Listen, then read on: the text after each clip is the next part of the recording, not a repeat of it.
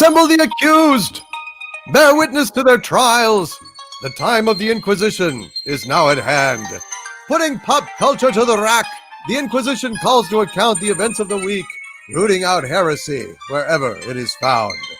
I am Grand Inquisitor Doomcock, the future ruler of Earth, and joining me for tonight's torture is Nerderotic Channel's Grand Inquisitor, Gary Beekler. Gary, how are things at your end of the country this year? And the heavyweight champ, Gary Beekler. Weighing in at 185, 51 years old, kind of with a sore back. Not going to be doing a lot of damage to somebody. Oh, I'm feeling oppressed in California. How are you? And I'm going to bite your ears off. I'm Tyson. I'm coming back.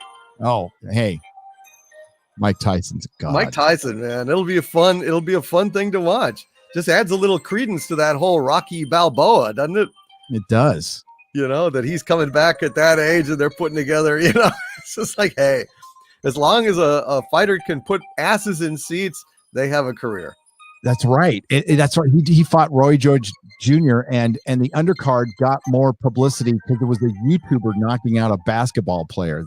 If that isn't 2020, I don't know what 2020 is. Pretty weird stuff. I will not be bemoaning the departure of this worthless year. No. I'm not usually the kind of person who says bad year, good year, because years are good and bad. This one blue chunks. Oh yeah, this was awful, man. I'm like you. It's like, well, there's a lack of perspective if you're gonna go ahead and slag a whole year, but this year, no, this year was, oh Christ, it was bad. Lessons learned. Let's not repeat our mistakes from this year. We'll see though. I saw some. You know what? It's 2020, and this isn't political. There was some socialite feminist blogger on Twitter. Ichibaka retweeted it, and I just saw it right before the show. And she's like, "When do we start burning down the suburbs? Today or January 20th?" And I looked at her profile, and she's like a former Wall Street executive. And I'm like, "Wow, thank you for your honesty." I doubt she's part of the downtrodden. Suffering. She looked like a very rich white woman, one of the most privileged things in this country, and she's talking about burning down suburbs. All I got to say is, come on, give it a shot. I'll be here. Let's see who's here. God dang. We've got Bird of Prey 5, Kapla. We've got Frackoff Feldegar. We got Paul 133. We got Fat Elvis, and we got Vlad Tepish. Hi, Vlad. Father Christopher Miller. I hope I didn't take the Lord's name in vain there. Did I, Doomcock? No, you did not. Yeah, and we got Captain Opinion, and Jared Jones, and Infected Goat 666. Oh my, and Roma Grey Wolf, and Problem Being. What's up? Problem Being here with their wrench. And well, there's not much else to talk about other than Disney dominated the news over the last 4 days, and people are still talking about it. And I just watched that entire presentation today, which was soul sucking as I thought it would be. And it's hard not to bring that up without bringing up the Warner Brothers stuff from the week before. And of course, we are going to discuss Star Trek Discovery and The Mandalorian, the latest 2 episodes, because that's what we still review television here. Yep.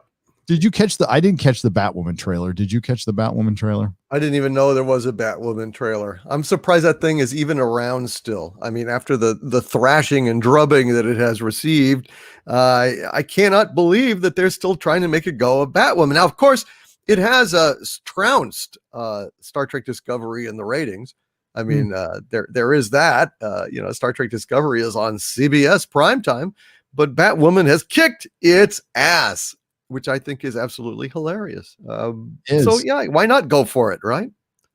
Yeah, I mean, all I've seen is the still images, and all I can say is the newer Batwoman at least looks like a woman. So there's that. I'm sure it'll be just as bad. Oh God, it'll be worse. It'll be even worse if possible. Yeah.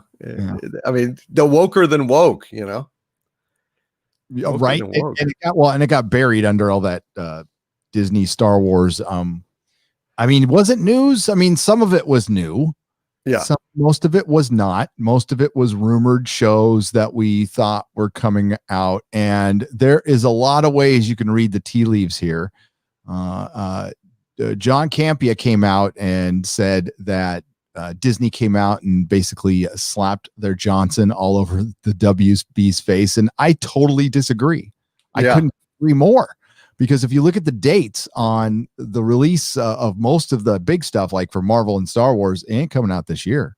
It ain't coming out next year. It ain't coming out next year either. Yeah. And this was a big we need money session from Disney. So we're going to just basically announce everything we were planning.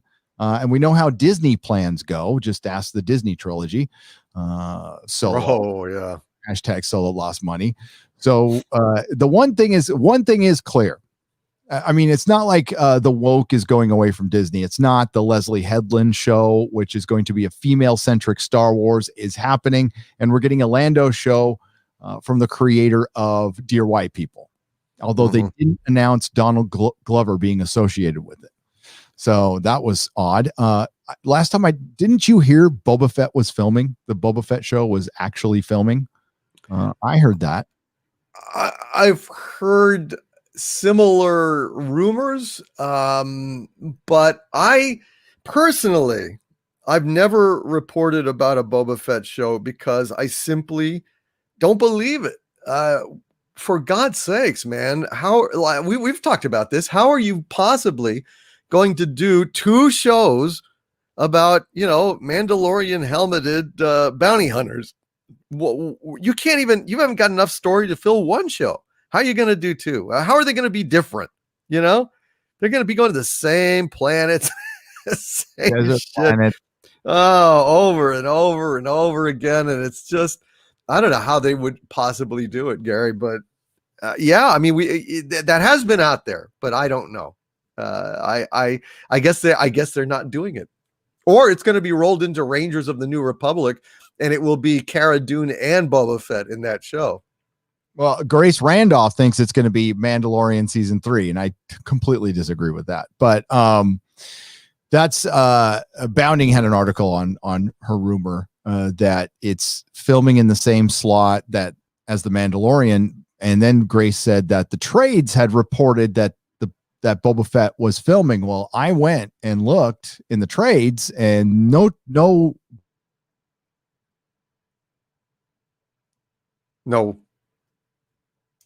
No what? Uh-oh. What's going on now? Oh, did I blink out for a minute? Wow. Yeah, you blinked out. Or am I back now? Yeah, I hear you now. And you hear me okay? Hello? Am I freezing or are you freezing? Hello? I don't actually have the chat pulled up, so I'm not sure. Can you hear me? Yeah, I hear you now. Were you still hearing me or no? No, I wasn't hearing you. It blanked out on me for some reason. That was weird. Why is it doing that? I don't know. YouTube has been weird for me today. I did a Arch Villains exclusive live stream earlier, and the chat was acting really weird, where I was people were having sentences, just random sentences, nothing controversial or anything, blocked in the chat, and they'd have to try and reload it. And then now this, I don't know. Something changed on the 1st. They did say there's new guidelines. And there's probably some algorithmic change. And I did my member stream today, which it was, I mean, I did it last minute, but people were saying they didn't see the notification for yours at all.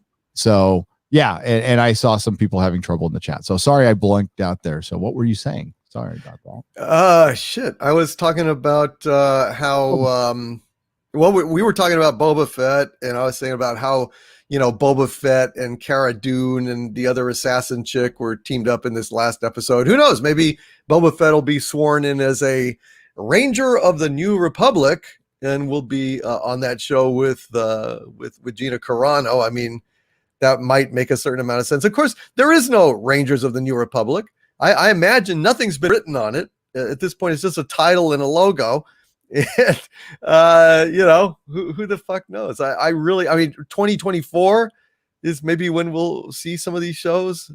Something like that. The release date for Ahsoka and for the new Rangers of the New Republic is 2024. The release date for the two movies is 2023. The only thing coming out this year is a third season of The Mandalorian, although that was not listed. Star Wars Visions, which is the anime stuff, the anime shorts, which is the only show that could potentially move the story forward. Out of all the announcements, they're all prequels to the Disney trilogy. They all take place before the Disney trilogy. They are not moving the story forward. And that's something I think a lot of us predicted after the disaster that was Disney Star Wars. Is they're going to play it safe. They're going to muck around in the past and prequel territory, thinking it's safe. But as Star Trek fans know, that's not safe. It's far from safe. We got the Obi-Wan show with Hayden Christensen. Hayden Christensen coming back as Darth coming back playing Darth Vader. How's that going to happen? I mean, like, it's a disgrace. It's completely it's a disaster, dude. Because how do you have Darth Vader saying, "Obi-Wan Kenobi, we meet again at last. The circle is now complete. When I left you, I was but the learner. Now I am the master." And it's like, well, but I just saw you. And also we know that Obi-Wan went to Tatooine. So what? Vader goes to Tatooine and finds Tatooine and says, "Hey, yeah, Tatooine, right? Yeah. And where's my youngins? You know, I mean, it's okay if he thinks they're dead, but wouldn't he kind of sense them if he got close enough to Tatooine that it'd be like, hey, what the fuck?" You would think. And remember, I haven't been called Obi-Wan in a long, long time. Right. So if people are going to be calling him Obi-Wan, if Darth Vader's, and Kathleen Kennedy said rematch. That's what she said. Oh my God, that is so fucking stupid. That is so bad. A rematch, and we already know it's fixed that neither one of them is gonna die because Vader and him meet later. So what are you talking about? The rematch was in A New Hope. Hey, remember in Lord of the Rings when Isildur lost the ring? Well, somebody found it in the river and there was a whole adventure, and then they put it back for Smeagol to find later. That's the kind of shit they're going to be doing. It's going to be so dumb.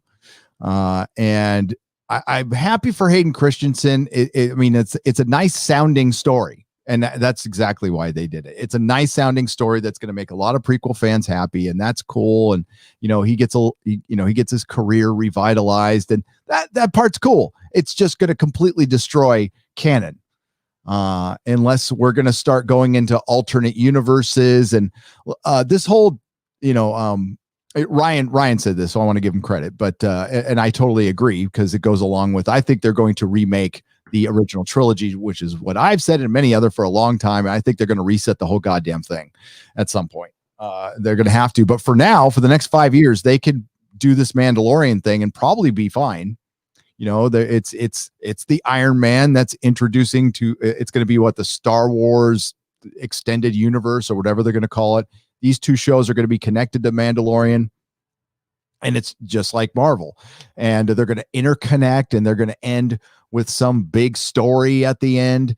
And that'll probably somehow tie into Cassian Andor. I mean, I could care less about the show, and they're putting a ton of money into it too.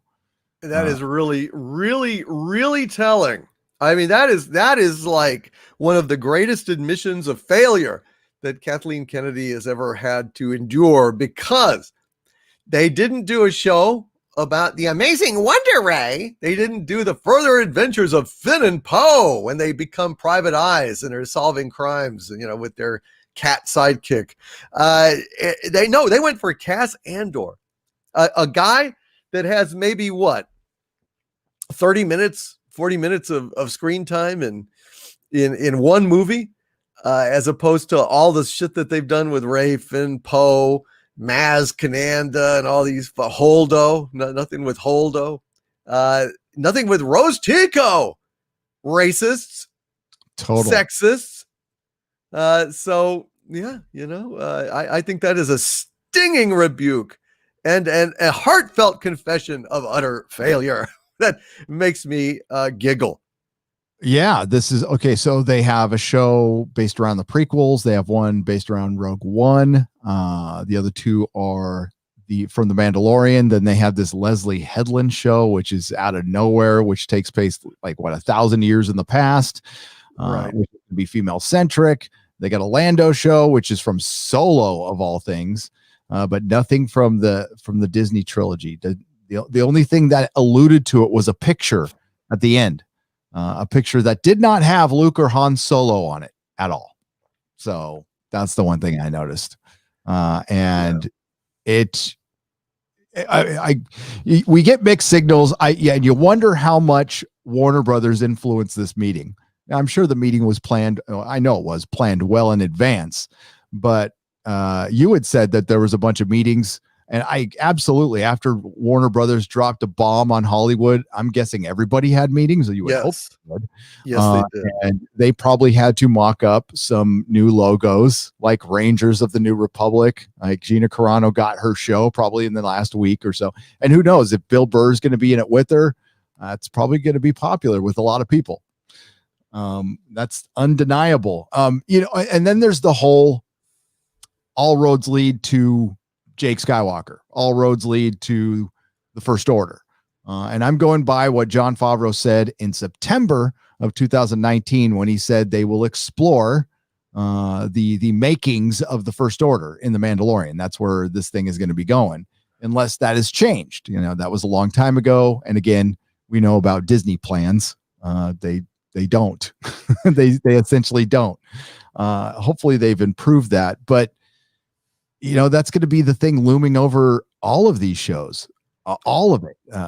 Right. For me, maybe some people don't have a connection to the original trilogy and it doesn't bother them. But as far as what we've witnessed over the last couple of years and those Disney employees who were talking a lot of shit to fans, a lot of them are still there.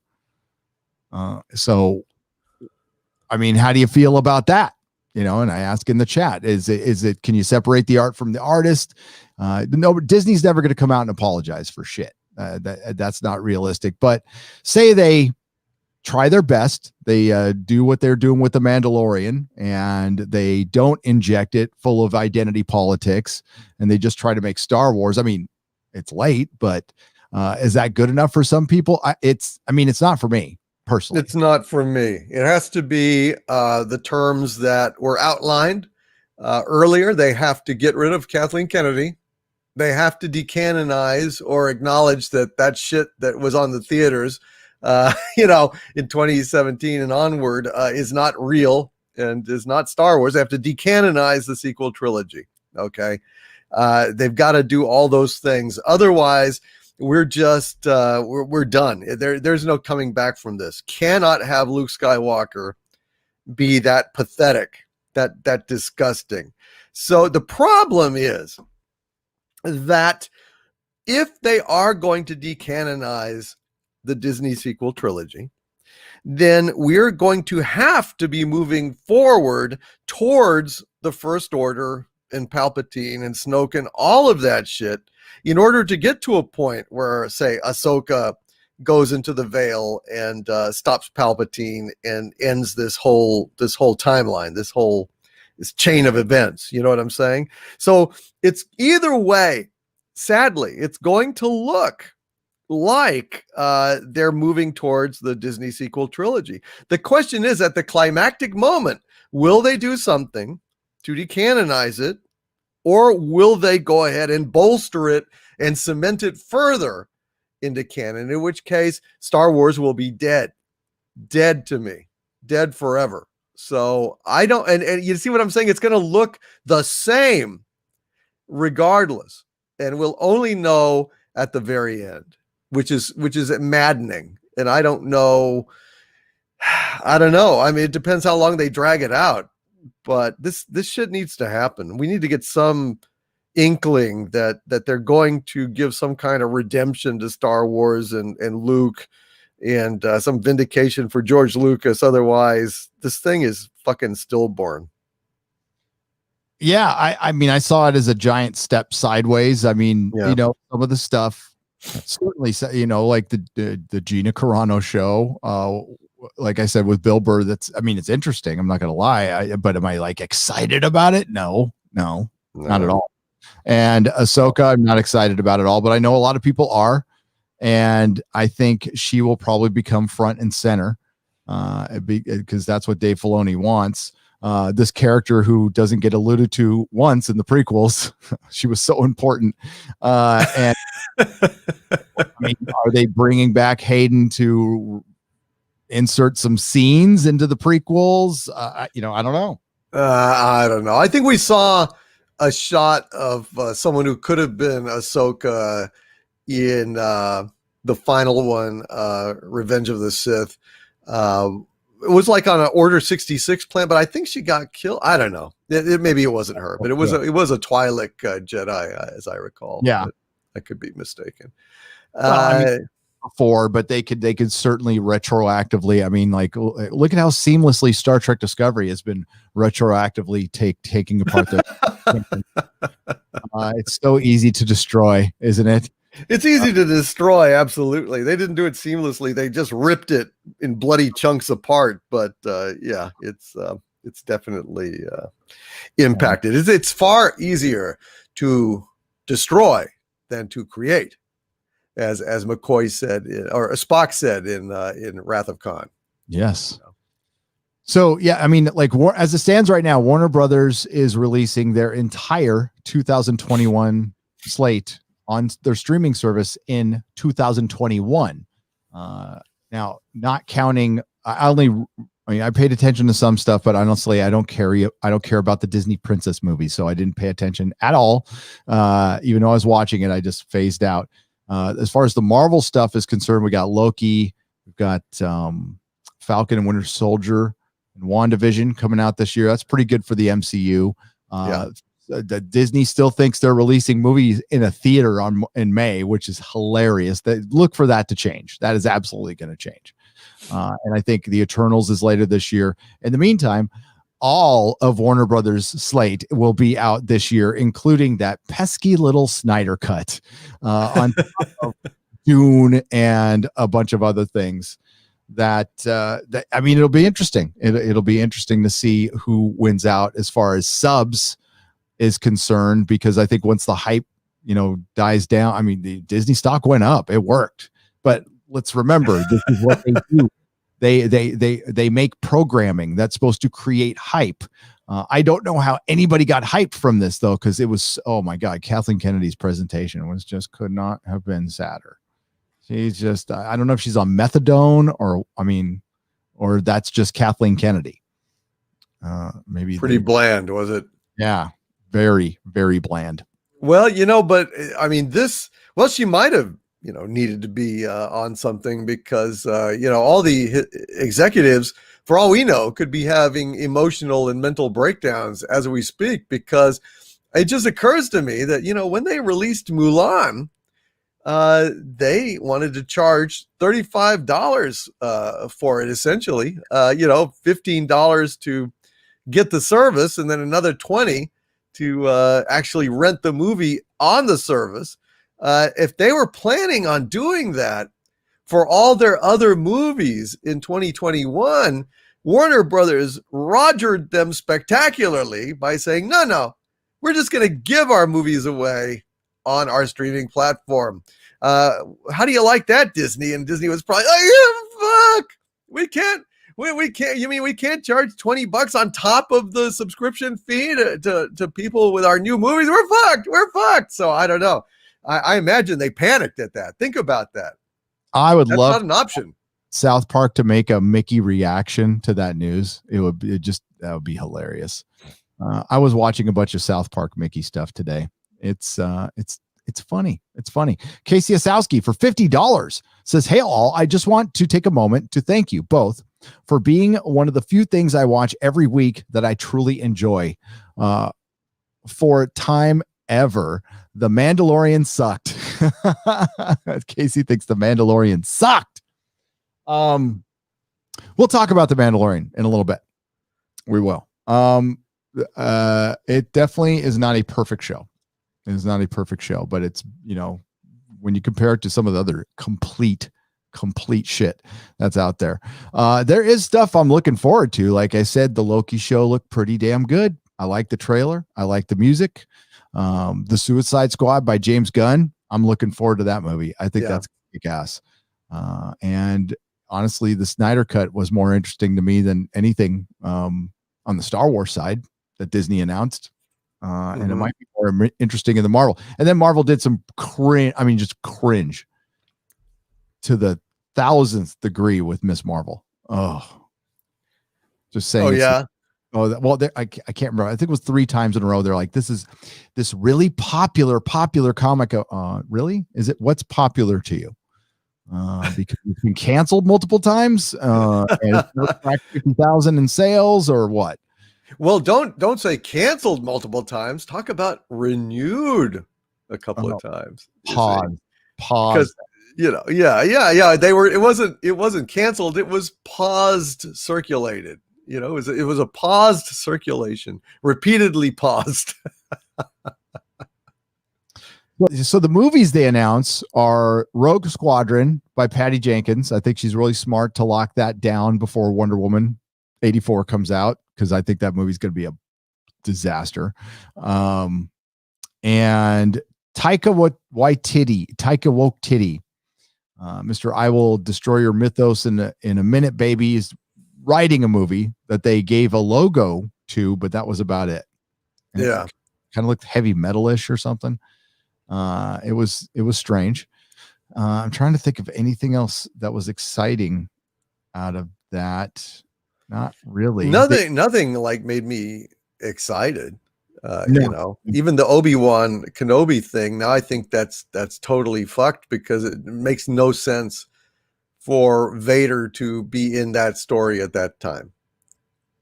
So what? He's just hanging around on Tatooine with Obi-Wan? What's he doing? Like getting bags of bantha poop and setting them on fire on Obi-Wan's porch, and Obi-Wan comes out and stomps out the fire and gets bantha poop on his foot. I mean, what are they going to play Franks? Is it going to be like Spy versus Spy, Star Wars style? I don't know. It just seems it just wouldn't even Vader be questioning, why is Obi-Wan hiding here? Wouldn't he? Sister. On his home planet. Yeah. I mean, there's a good story in there somewhere. I don't know if I doubt Disney Star Wars can tell it, but I'm sure there is. And I guess we'll find out when it goes into production early next year, if it goes into production. And all of this stuff is a big if. We'll see. Come 2024, we'll see how much actually happened and what was repurposed. My guess is Obi-Wan probably turns into, or they'll make a straight up Darth Vader show, because that seems like a no-brainer to me. I don't know why they didn't just do that and have Darth Vader hunting down Jedi. I think people would probably love that. Well, that's what my sources told me like a month or two ago, is that they're going to be adapting Vader, one of the comic book series, and that Hayden Christensen was going to star in it. But I thought it was too thin, and it turned out now they've got him in Obi-Wan instead. Okay, well, that sucks. That's a terrible decision. I think it's a horrible decision, because honestly, if they want to get back into movies, if there's any theaters left, that's the only one they really have left that would draw people. That would be probably a potential billion-dollar film if they could get that. Would be a Darth Vader. Yeah, or they need to get a lot more creative, and they need to do for Star Wars what Guardians of the Galaxy did for Marvel, which is take a out of left field approach that is just full of freshness and fun again, and it's just a rollicking adventure. Remember Adventures? Instead of all this shit, I don't know. I feel like this stuff is tepid. It's lukewarm, and at this point it's medicinal in a way, because it's kind of a balm to soothe our nerves after the Disney sequel trilogy. But is it actually good on its own? Is it something that we would look forward to watching every week, like we look forward to The Expanse or Banshee or Orville or something like that. No.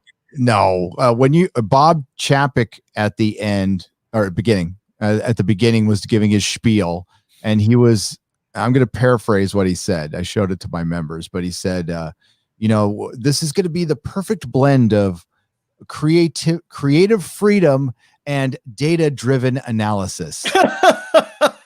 And he was referring to storytelling. Creative freedom and data-driven analysis. That's how they are. And I mean, like, nothing explains a Mandalorian story better than that. My guess is they have probably fuller scripts. Like Jon Favreau has written, 30 to 40 to 50 page scripts that, and every page of script is a minute. Okay. And then it goes by the data-driven analysis, which, that plot complication might make 20% of the audience feel uncomfortable. We need to remove that. And the notes are just given by an algorithm at this point. That's what it feels like. And so that's why you wind up with something that just feels like it has had the stuffings kicked out of it before you ever saw it. It just is so bland. And Robert Mandalorian. They hand him a 19-page script. Still smoking from being in the computer. Yep. Hal made these edits on the script, and here you go. It's much better this way, Dave. Yeah. What are you doing, Robert? Yeah. So, I think it was a big step sideways. I got a video coming out tomorrow. I'm going to talk about all the Star Wars news that came out over the weekend. When I blanked out. So Grace Randolph is running with a rumor that Boba Fett, because it's filming now. Again, I went and checked so Grace Randolph was referring to the trades, meaning Deadline, Variety, Hollywood Reporter, were stating that Boba Fett was filming. Now, the ones I looked at, I didn't look at every article, but I tried. It said that it was going to start filming, but they didn't say it started filming. So I don't know if that's exactly true, but her thesis is that the Boba Fett is taking Mandalorian should be filming right now, but instead it's Boba Fett. So Boba Fett is going to be Mandalorian season 3. And Pedro's out, like he's gone. No, I don't think that's true. I don't believe that at all. For one, if Pedro was gone, he'd be gone. They would announce it. They're Disney. They would get over it. I don't think Pedro Pascal holds any weight over Disney. I think they would go, hey, we recasted him with a voice actor that sounds kind of like him, and you will barely notice the difference. And that might be the case. But if it's over the whole I took my mask off thing, well, he took his mask off this episode. So, if that was a result of any drama, I don't know. I could see after watching season 2, I would see why Pedro would have a beef with his character, because he's kind of dumb and his character is become secondary now. It's the guest stars who are much more interesting. In something that's very lightly interesting to me, very lightly interesting. I try to give an honest review on stuff, and everybody interprets stuff differently, and I understand that. I do. But some people interpret it as an endorsement. I do not endorse Disney. I do not endorse Disney Star Wars. I do not recommend that you sign up for Disney Plus at all. If you want to watch stuff, you're clever people. You can figure it out. Or you sign up for like a free trial and, just dip out at the end. But no, I wouldn't recommend it. Even the most interesting thing out of the entire announcement to me was Noah Hawley taking on Alien. I was like, that has potential to be good or really horrible. No in between. Yeah, but where is it going to be aired? Hulu? It's going to be on Hulu. It's going to be rated R, and it's going to take place on Earth.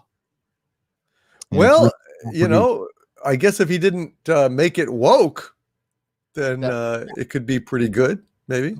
When he's not woke, he's good. When he's woke, he's fucking woke, and I lose interest. So hopefully Yeah, hopefully it's not intersectional feminists, making peace with the female aliens, and they find out it's just, and they just team up to kill men, which could be it. That could be it. Who knows? The aliens is a force for, social justice in the world. That would be special. Mm-hmm. Mm-hmm. That was the only interesting announcement. No mention of the Orville at all. Now, it's Disney, but they own Hulu, and Hulu is running the Orville, but they didn't mention it at all, which is kind of weird. Yeah. I thought it was weird too. But no real movies announced. No big movies announced for Marvel other than the ones we already knew. And yeah, and they think they can release Black Widow in May in the theaters. That's not going to happen. That's at least here in the States. I don't know. That seems unlikely to be successful, but I guess we'll see. I mean, who knows? Maybe. Yeah, it's not likely. Ace Mr. Freeze, hail Ace Mr. Freeze. I know you're in the chat right now. Was in my member stream, and he passed on some information from Japan, which was very interesting concerning the COOF and concerning public transportation and theaters. And one of the Japanese studies that hasn't seemed to have made it over here to the States yet. Don't know why, but if you're on public transportation, and apparently if you sit diagonally, not across from each other, that reduces it your chance of getting it, of course, with a mask on, by 75%, that's pretty interesting. And another study saying that movie theaters, you can eat hot dogs and popcorns and it's fine. There's no study that shows that it spreads any faster in a movie theater than anywhere else. No kidding. Yep. But Very again, that information has not made it over here yet. Not surprised. Very interesting. Love that information. So I don't know if we can, besides all of what we're talking about, there's still the Disney weaponized the access media and their creatives to attack paying customers while they deliberately set out to destroy two male iconic characters because they wanted to knock them down a peg because they were white males and because of intersectional feminism. That's why we had Luke Skywalker drinking directly out of a titty, and you can't put the soy milk back in the titty, and Han Solo still died a bad father, and that's still going to matter to a lot of people, despite how cute Baby Yoda is. And listen, there's a bunch of different Star Wars fans out there. There's EU fans, there's EU and prequel fans, there's younger fans who have zero connection to the original trilogy and don't know what it was like when it came out. Now I get that, that's fine, but that's my perspective. That's the only one I know. And that's the perspective of being in a crowded theater watching Star Wars for my 10th time. The movie had been out for months and it was like an opening night. That will not get repeated. The only movie that got close to that was Raiders of the Lost Ark, which came out a few years later, which stayed in a movie theater near me for over a year and a half. And that year, the theater was packed all the time. So you're just not going to see stuff like that anymore. And you cannot create something like Star Wars with a committee. You can't create it with an algorithm, the perfect, the synergy of creative freedom and data-driven analysis. Did you get your TPS reports, which was actually fucking dropped in last week's Mandalorian? I couldn't believe when I heard that. I thought that was kind of funny. So what do we sentence Disney Star Wars to? I think like a kind of a purgatory, a purgatory with a trap door that opens up into a pit of alligators and great white sharks and stingrays. So we will push that button the moment that we know that they are canonizing and reinforcing the Star Wars trilogy, the sequels trilogy. And if they don't, then we will open the door and allow it to leave. I think that it's kind of it's a state of suspended animation at this point, where we will withhold judgment. Although, really, honestly, I think while it's in there, we could blare like Justin Bieber at them or something, like 24 hours a day or something like that. Yeah. And like there was a little brouhaha on Twitter that I wasn't really involved in. I've talked about it in previous live streams. Doomcock didn't see it at all.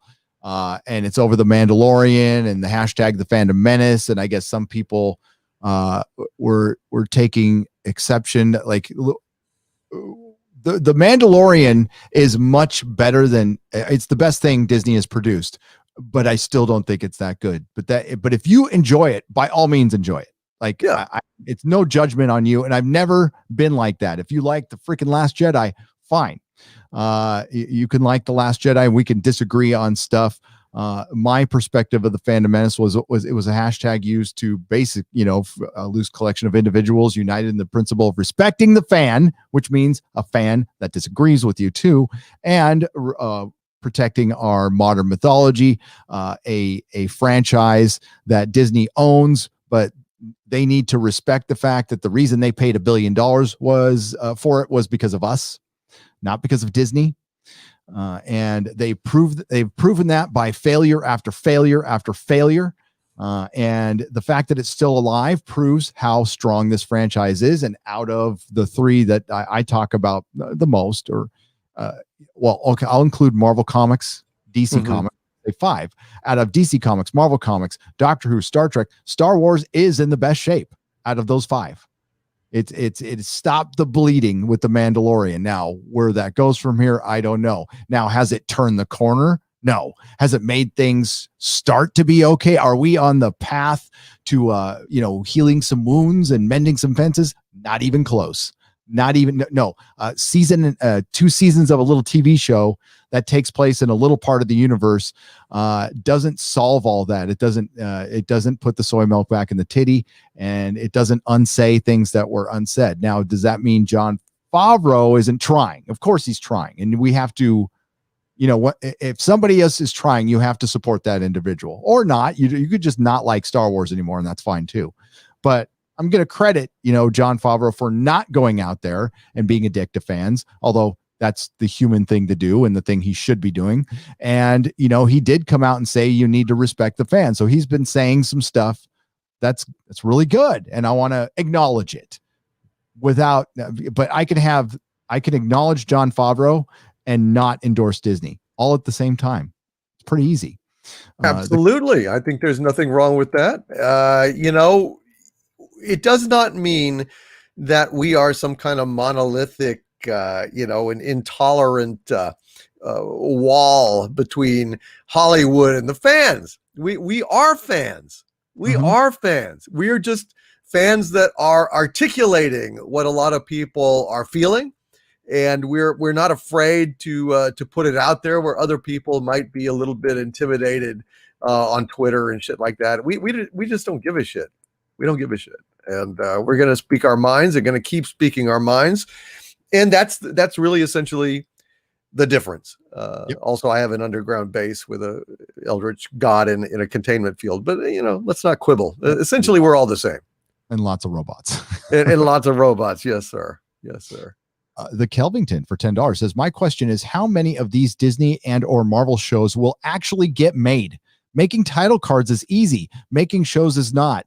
Ask Ian McGregor. You're absolutely right. And if you go back to the history of Marvel, there's a few title cards they made for their phases that never happened. The Inhumans comes to mind. Captain America Winter Soldier had a different title at the time. Civil War had a different title at the time. There's a lot of stuff that hasn't happened.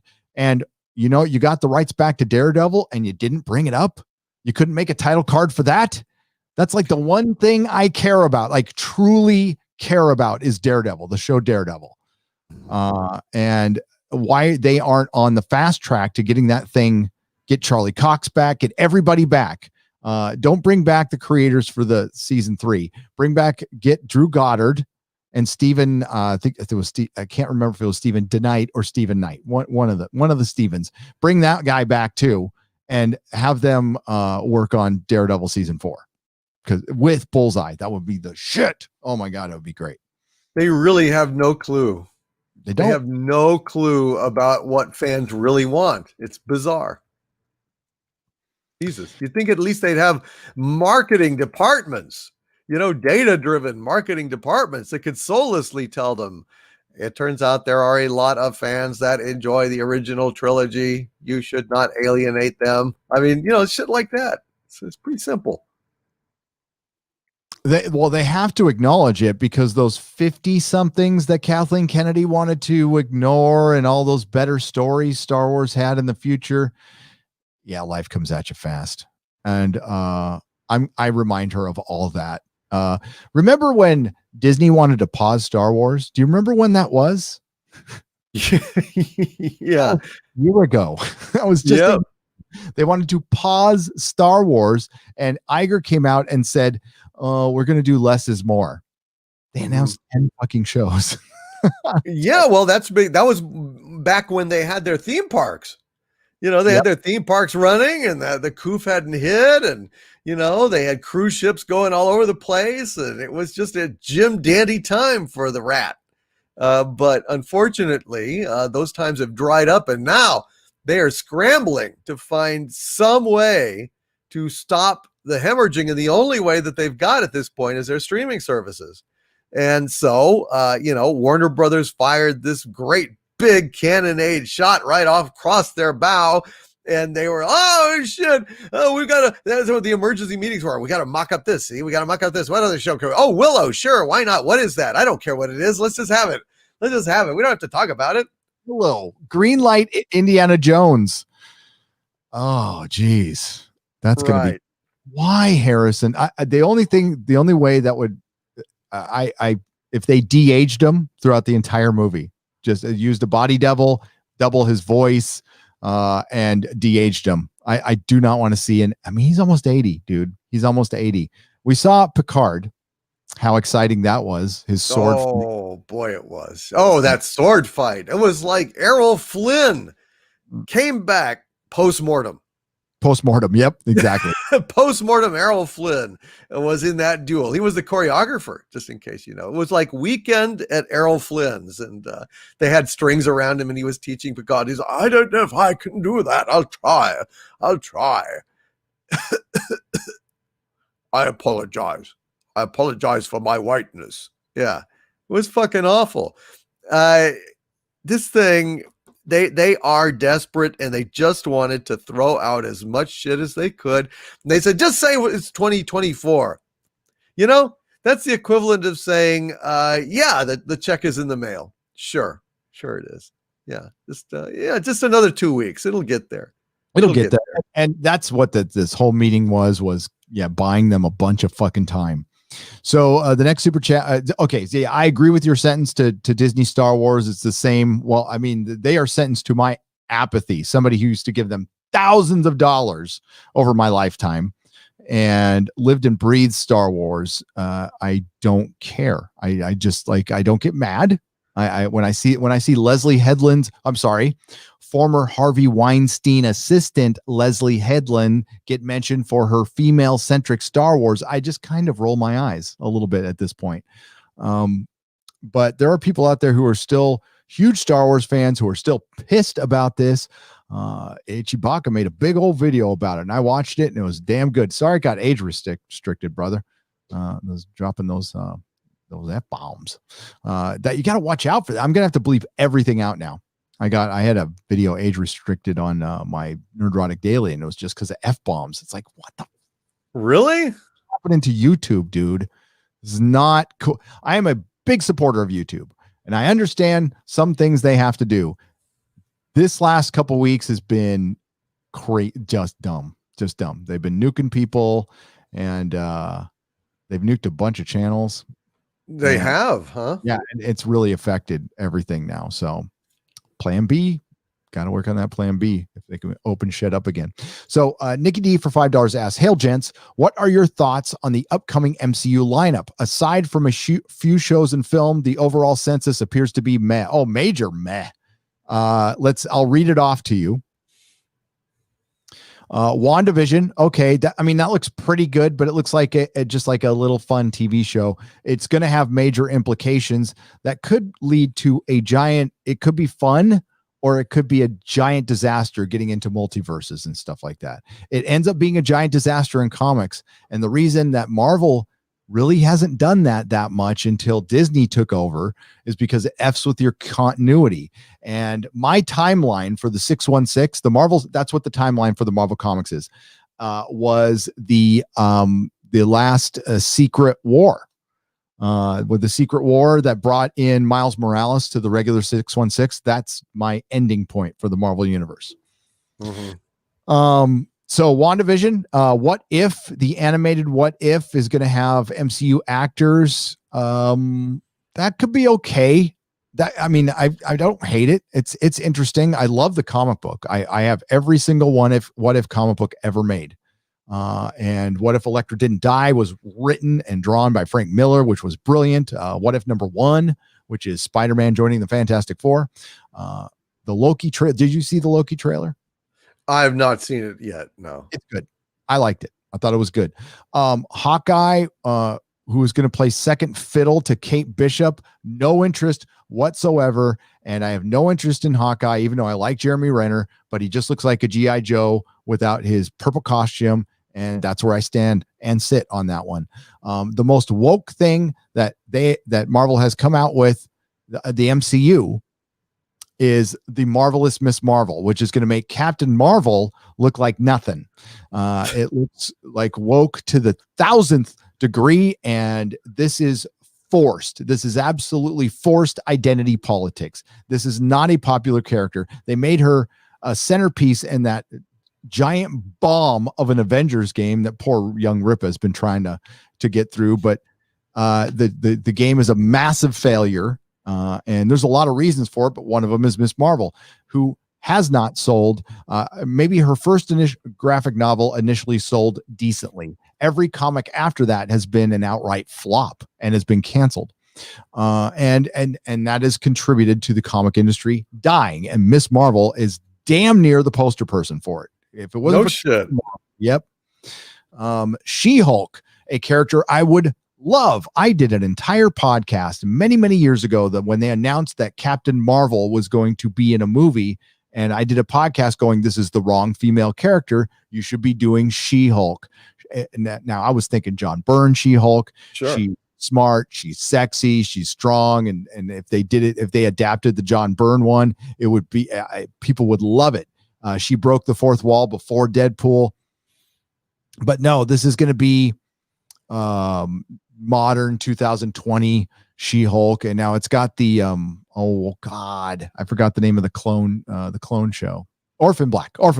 Right. Now Tatiana Maslany, she's a talented actress, and she's also tiny. And She-Hulk, and I guess they're gonna mocap her or something.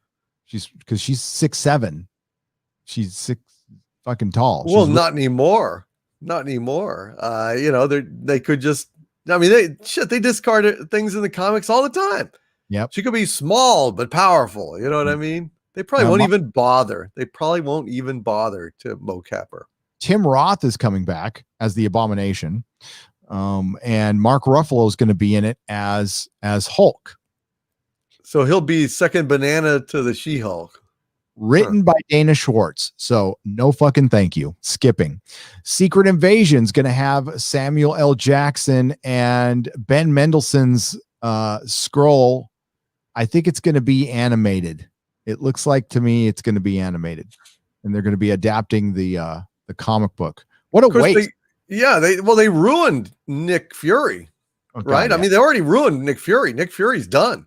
Nick Fury is old hat. At the minute they had him be the second banana to fucking Captain Marvel in that goddamn movie, and making him this fawning kind of hapless. Basically, they turned Nick Fury into Steve, what's his name in Wonder Woman. Basically like. Yeah. Yeah, just basically the kind of hapless manzel in distress kind of thing, tagging along after Wonder Woman as she does all the heavy lifting and everything else. It's terrible. And then they had the cat claw at his eye as a joke, to go ahead and explain how he got that scar and got the eye patch. That was great. You ruined a fucking legend. You ruined a legend. And now why do I have any interest whatsoever in seeing that character ever again? I don't. I mean, I love Samuel L. Jackson, but they fucked him up. He's done. Yeah, I agree. No, his character and if I would have refused to do that. But now, yeah, his character is cucked. Yep. Thor Love and Thunder with Christian Bale as Gore the God Butcher, which I'm like, yes, all right. Then I see Tessa Thompson as Valkyrie and Natalie Portman as female Thor. No. But here's okay. Then we have the Armor Wars with Don Cheadle. That's supposed to be is this going to be a TV series adapting the Armor Wars without Tony Stark? It's kind of meaningless because the Armor Wars were supposed to be Tony Stark's worst nightmare. And if we don't have Tony Stark in it, it kind of doesn't matter.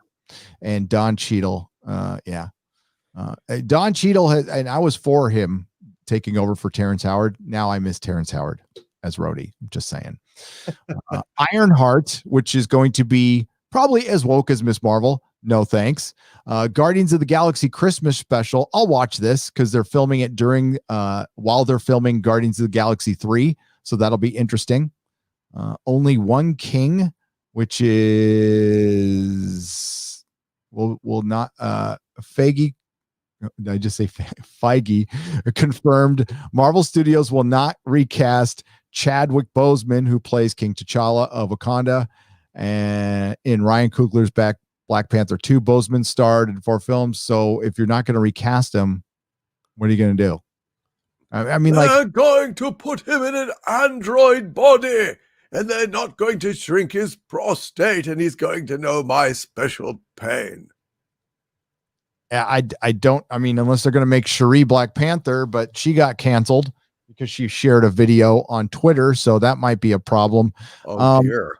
With all due respect to Chadwick Boseman, if I was Marvel, I would wait a few years and recast the role. Sorry. No actor is bigger than the role. Black Panther is a big time Marvel character, and you don't retire the character for an actor. It's very sad what happens. And I know I sound like a total dick, but I said the same thing after Heath Ledger with the Joker. These characters have been around longer. Just let it breathe, give it time, show the guys some respect. We'll always remember them.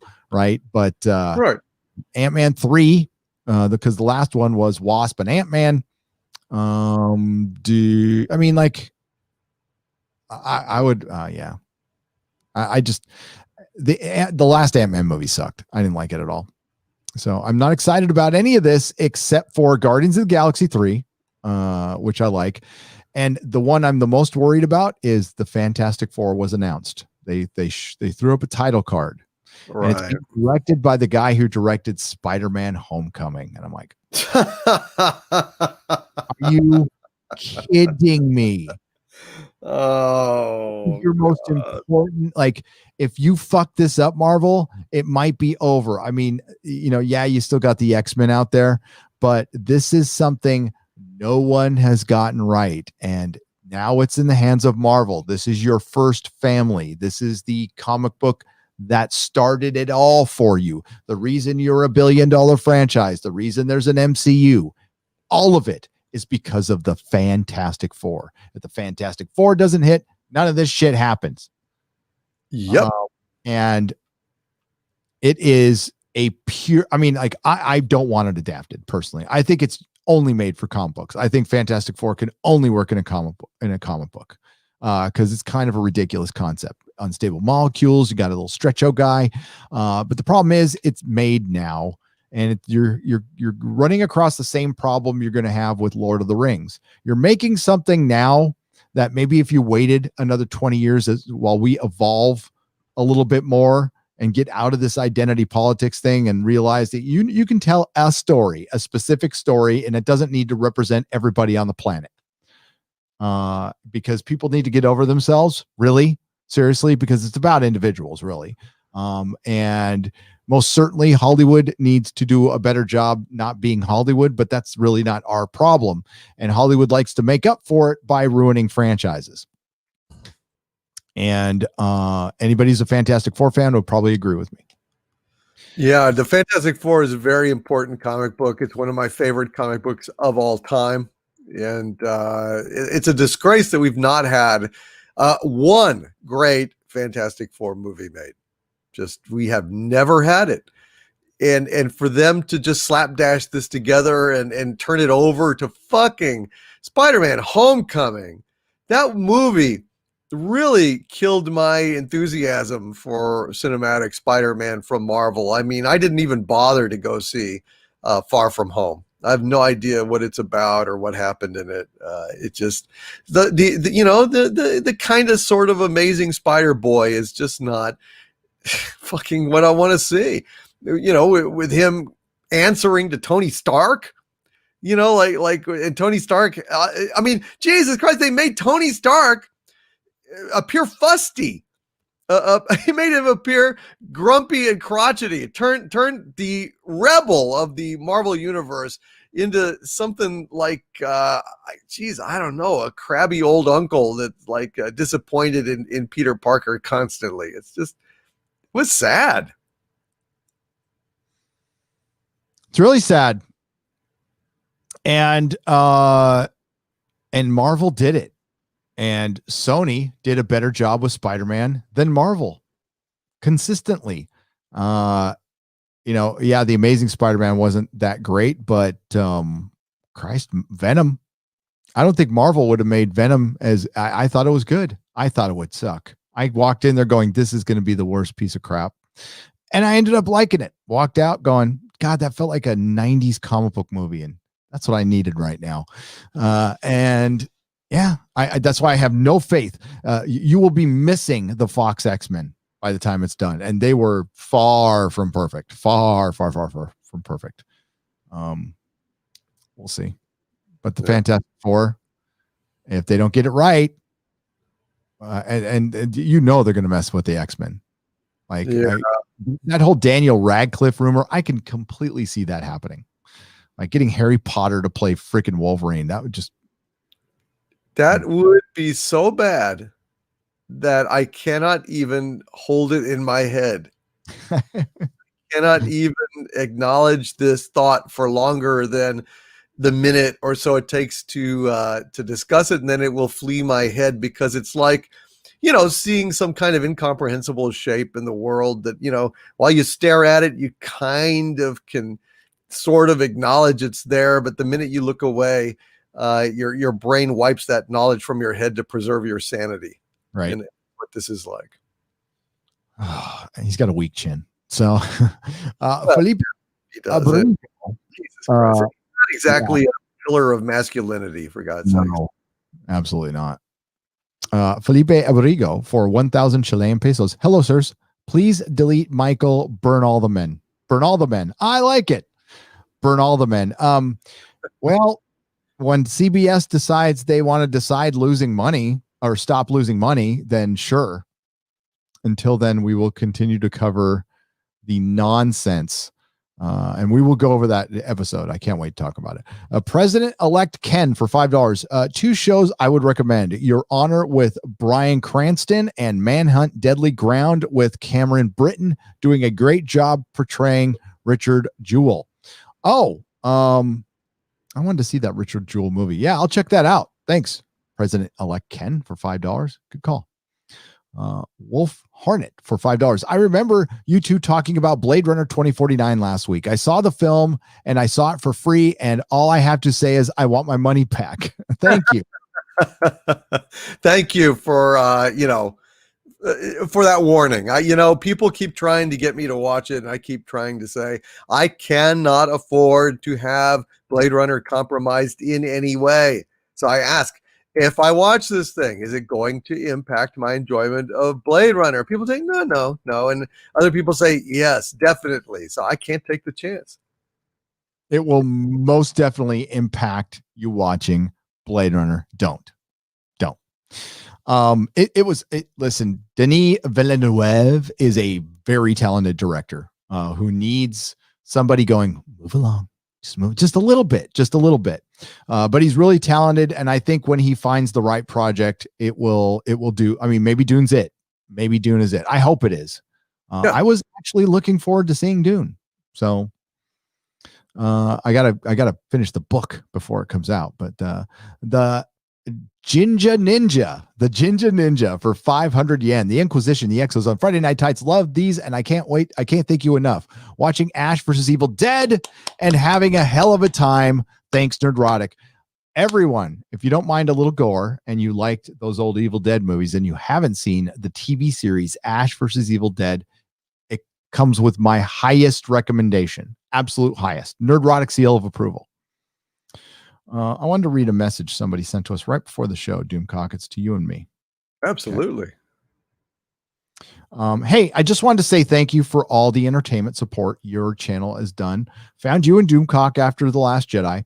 Please also thank all the great people on all those live streams. That's you guys in the chat. 2020 would have been far worse without Exozone, Friday Night Tights, Friday Night Frolics. Doomcock also saved me from watching Dystopian Trek. I owe him greatly for that. Thanks again. Thank you. Thank you very, very much. Appreciate that. Jeremy. That's from Jeremy, by the way. Jeremy, thank you. Yeah. So you guys are welcome. I've been getting a lot of messages lately. I've just thanks for the entertainment in 2020. And all I can say is thank you. Thank you. You guys have helped us as much as I hope we've helped you a little bit. Made you laugh a couple of times. Red Monarch for $2. Hail the Inquisition and the chat. Hail chat. I'm pointing that way because that's where the chat is to me. Absolutely. So how's it going? Right on, Red Monarch. Thank you. Bird of Prey 5. Love you, man. We love Bird of Prey 5. Kapla. Hey, I've been seeing that you've been getting pretty good views on your Star Trek reviews. Congratulations, man. When they equal your sub count and surpass your sub count, that is freaking great. So well done. He cracked me up yesterday because we were trying to find the Romulan term for masturbation, and he came up with it. Palm far. And well done. Yes. And for $2, he says season 1, Captain Killy, palm far. Season 3, not so much. Yeah. At all, man. This season, yeah, I don't know, man. She's past that date of freshness, and now Tilly is no longer of interest to Doomcock. Yeah, if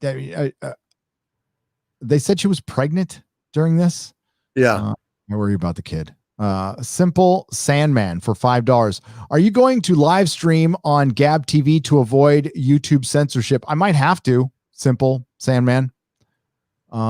Listen, I've looked into alternate sources, so is Doomcock, and I've come up with jack squat because I live stream a lot and I've got to focus here. And dude, I know people are mad at YouTube, and I got in a big old YouTube doghouse because I went on OAN, which I'm just starting to get out of, and that's fine. That's the risk you got to take. But I am seriously considering other venues now. I have to, because this is getting ridiculous, and especially I am fucking milquetoast compared to other people, like complete milquetoast. So if it's not going to be okay to call out woke shit and entertainment, that's getting bad. Yeah. Alpha Omega Records for £10. Inquisitors. I am a poor gay man. I am so oppressed as an alphabet creature. Can you please put me on the rack and get it over with? I can't take 2020 anymore. Well, we're a refuge, though. Just hang out here more, and you'll stop feeling those shackles of oppression and torment. Seriously, you're always welcome here, man. Alpha Omega, we love you. Maybe you can. Maybe somebody can prop you up and wait, you mean they actually don't care about you in Hollywood? They just want to prop you up and use you and pander. And Alpha Omega always calls that out, by the way. So yeah, that's pretty much it. Yep. Critical Ramblings for $10. Hail, gents. I'm working on a multi-part review of the horrible Knives Out from everybody, from everyone's favorite moon-faced simpleton, Rianne Johnson. Part 1 is up, and if anyone is interested in checking it out, Critical Ramblings, $10. You can search it on YouTube after the show. Go check it out. I'll check it out. Rianne Johnson. I didn't even bring him up. I forgot Rianne Johnson, just like Kathleen Kennedy and Bob Iger forgot Rianne Johnson in his trilogy during this Disney announcement. I know, and they are forecasting out to 2024, 2025. Where's Ruin? Where's Ruin Johnson? Where's his trilogy? Is it not happening? What happened? I don't think so. Did it already happen? Did we just, I mean, surely, because they said, oh, it's guaranteed. But where in the world is Carmen Rianne Johnson? I don't know. I'm guessing it's not going to happen. Big fucking surprise. Just like all the other stuff didn't happen. Dan and Dave's trilogy didn't happen. Boba Fett was just a repurposed movie, if that's even filming right now, and Obi-Wan is a repurposed movie, and it's only going to be a maxi series, so it's going to, what did they say, 4-6 episodes? That's it. Yeah. So it's basically a movie where they're just going to use all the script and not cut anything out. And the Cassian Andor series, one and done. A lot of these series that they didn't tell their investors are one and done. Is Ahsoka Tano going to be an ongoing series? I don't think so. I mean, like Rosario Dawson's, like, she's not A-list or anything, but she gets work. Is she going to commit to a multi-season series? Now, like Bill Burr, Gina Carano, again, I'll review that. I'll review everything because I review pop culture. Yeah, I understood Ahsoka was going to be limited. That's what series. That's what I thought too. Yeah.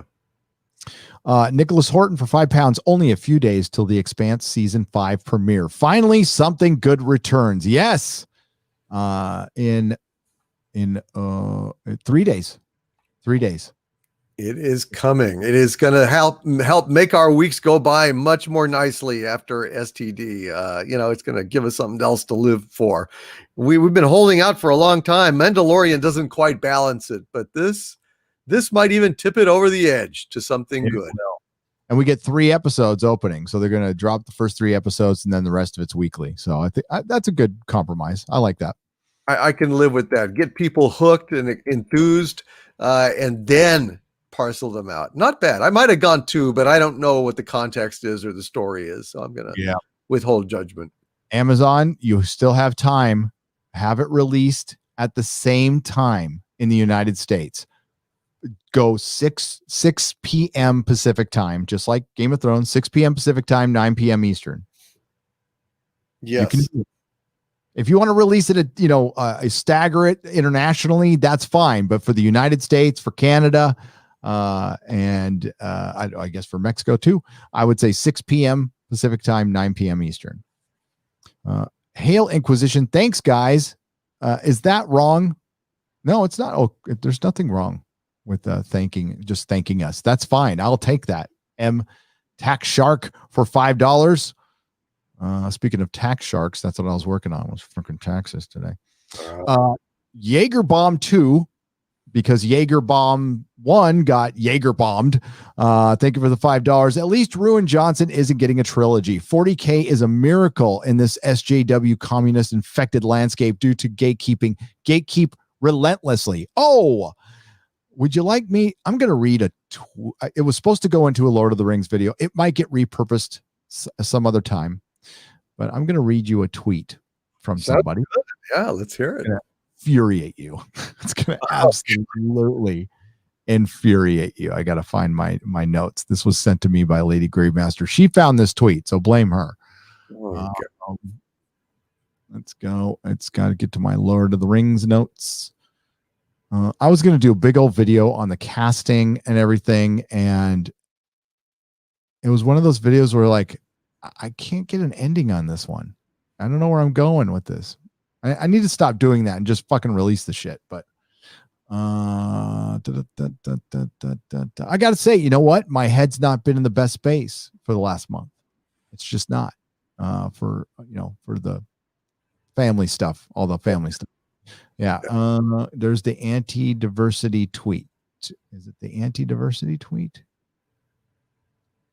Nope, that's not it. It is most castings.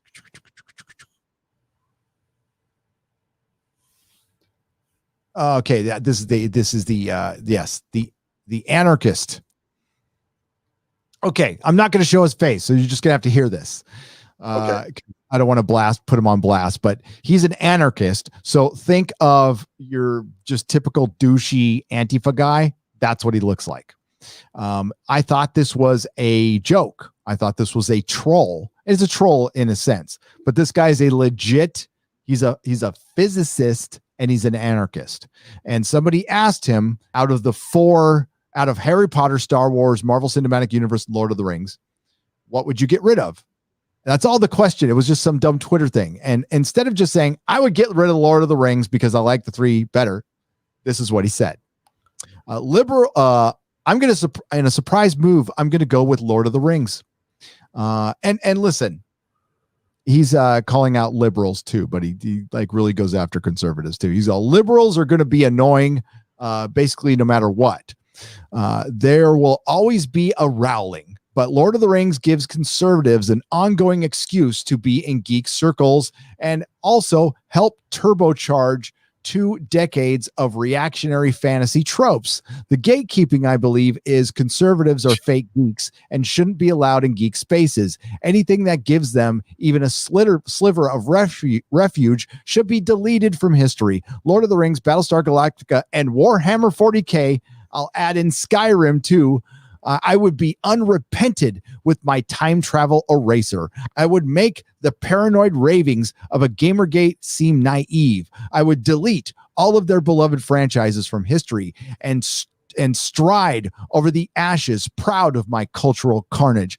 I would leave conservative geeks huddled in a corner, replaying their last metal albums and drawing swords. And then I would pluck the bad drawings of dudes in armor with giant or overly ornate swords from their hands and delete the concept of swords from history just so they'd have nothing to play with but mud. No mercy for conservative geeks.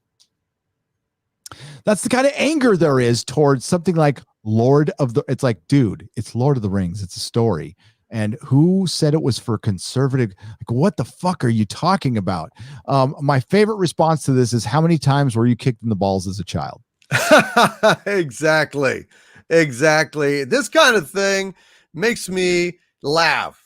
It makes me happy, actually. It makes me really happy that there are some wretched, tiny-dicked little weasels out there that are so fucking sad that they spend their lives hating us, and shit. I'm not even, casting myself as conservative, but they hate any of us that express opinions. They hate that we love anything because we're white males, etc., and so on.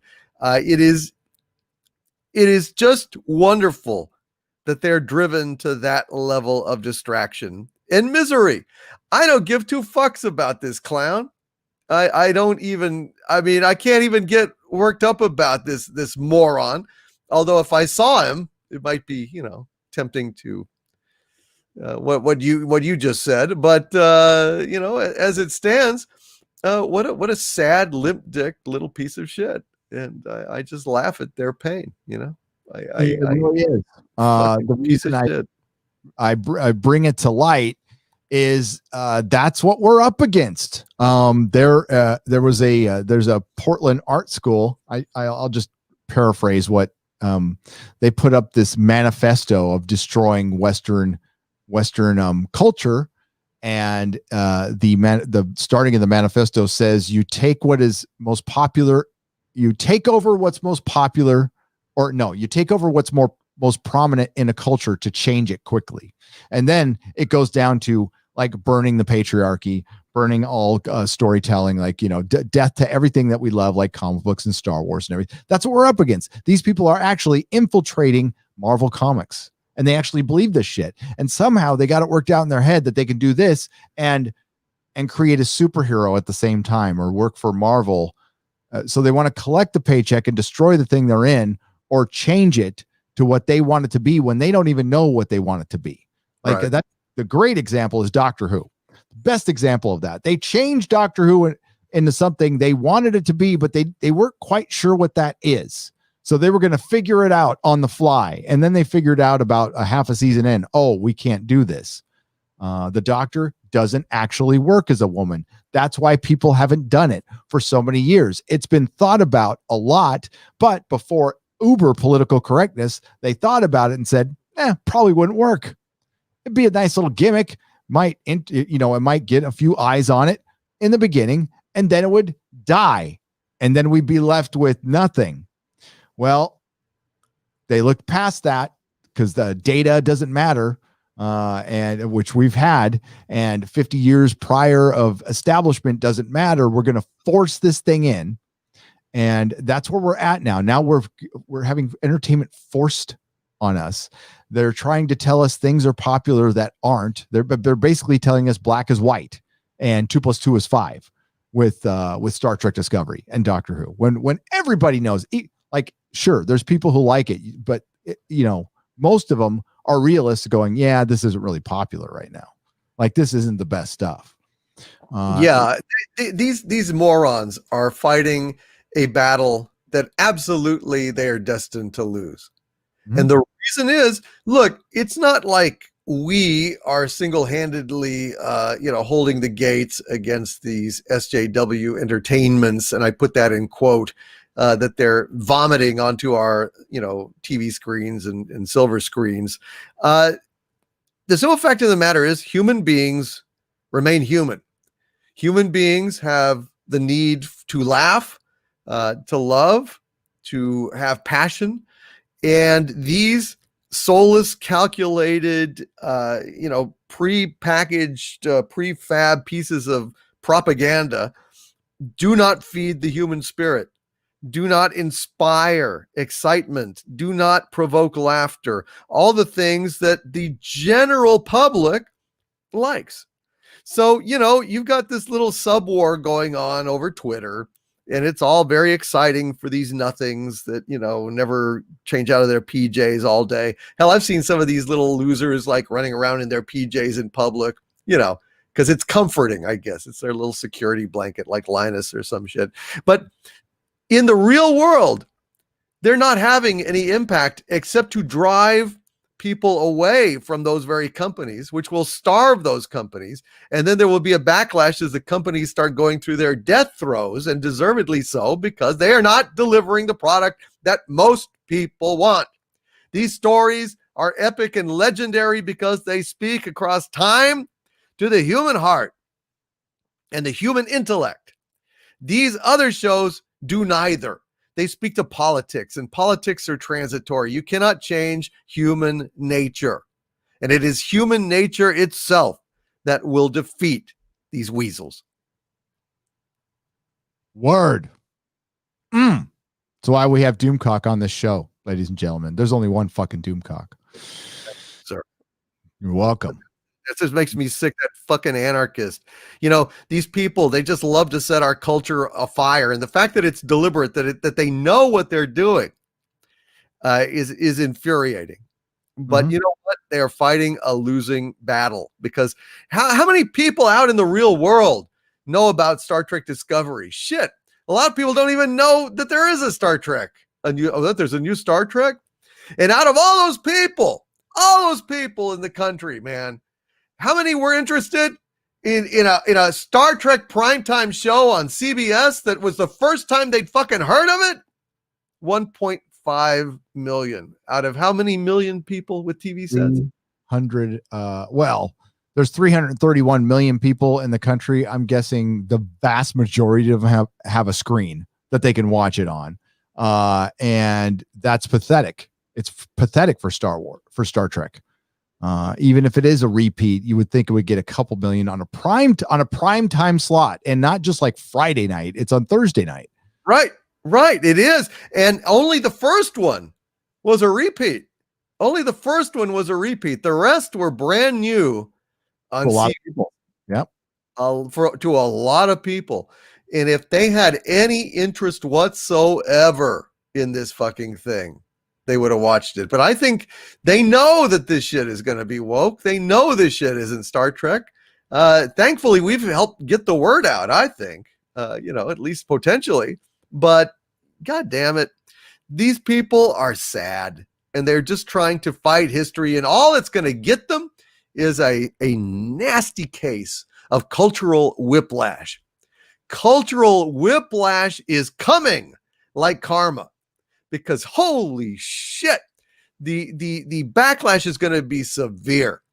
I don't get political ever, but the rise of Donald Trump in the politics, I believe, is directly linked to a severe anger and backlash against these nasty little snowflakes trying to tell us all how to live.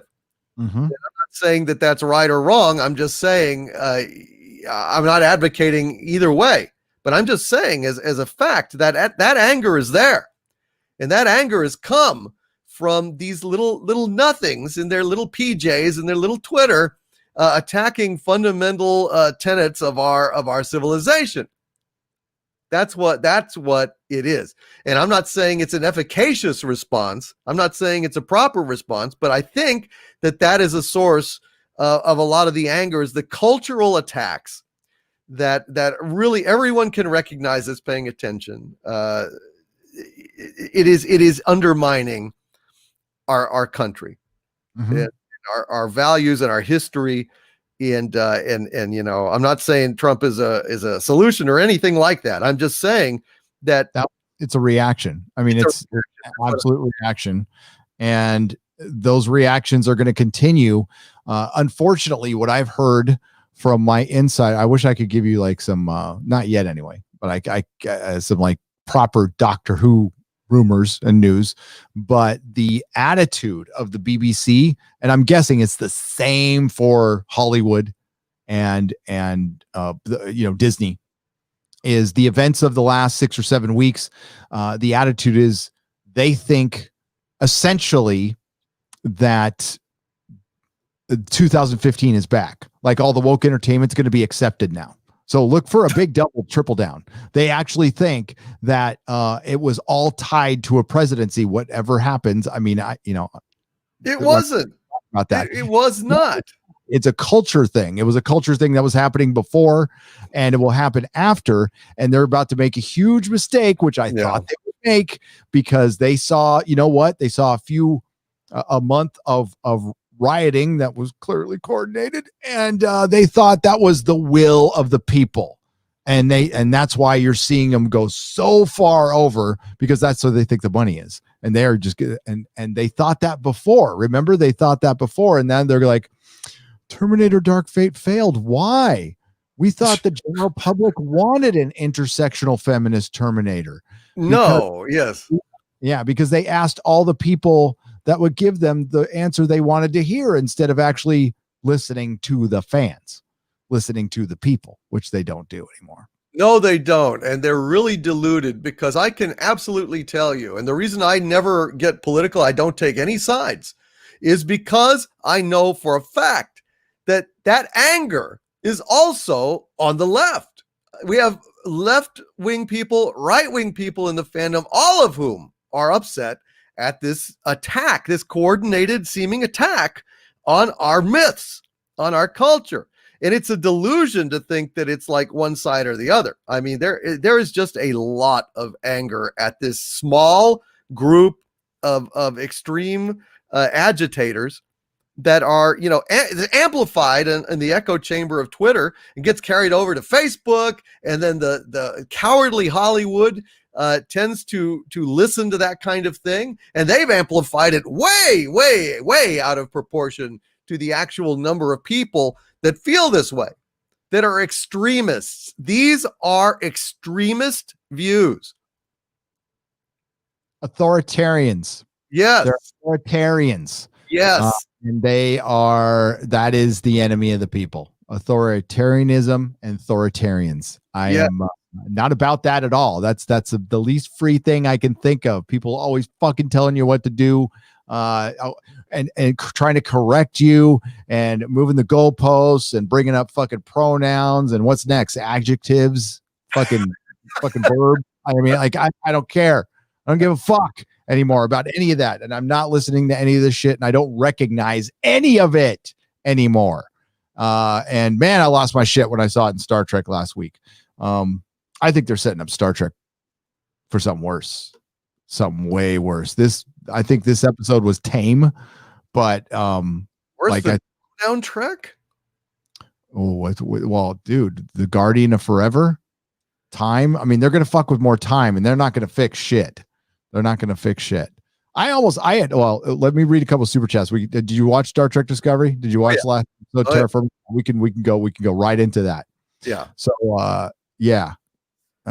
hail gents. Yeah, but I mean that's Carrie Smith brought it up a couple weeks ago. It's are you pro authoritarianism or anti-authoritarianism?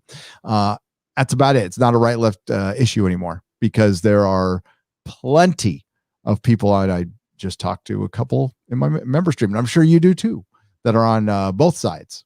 But you know what? They're agreeing on a lot of shit right now, which is, I mean, it's kind of great, honestly, to see. It's heartening to see. It is. We have more in common than we have out of common. And, you know, it is the interests of these power elites to divide us in any way possible, because divide and conquer, divide and conquer, divide and conquer. Ask yourselves, cui bono, who benefits? Who benefits from all this division? Who benefits from riots and political discord? You know, ask yourselves, who benefits? It's certainly not the fandom, certainly not any of us. So individual doesn't benefit.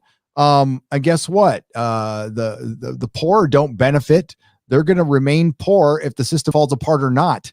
Nothing's good, because there's no solution, of course, because they don't want a solution. They just want to destroy and control. And whatever they rebuild, we might be sitting in it now, but there's no benefit. There's benefit for their rich overlords who have been making a lot of money lately, and a lot of people have been doing their will. A lot of people. It's been very sad to see. Hail the Inquisition. Thanks, guys. Again. And Jaeger Bomb, thank you very much. Mark C, do either of you think, oh, dude, you read my mind, Mark C. This is actually the thing that might piss the most people off from the Disney announcement. Of all the things, there's a lot to get pissed off about, but this will genuinely piss people off. Do either of you think Chris Evans replacing Tim Allen is due to Allen being conservative? Mark C for $5. Yes, absolutely. 1,000% yes.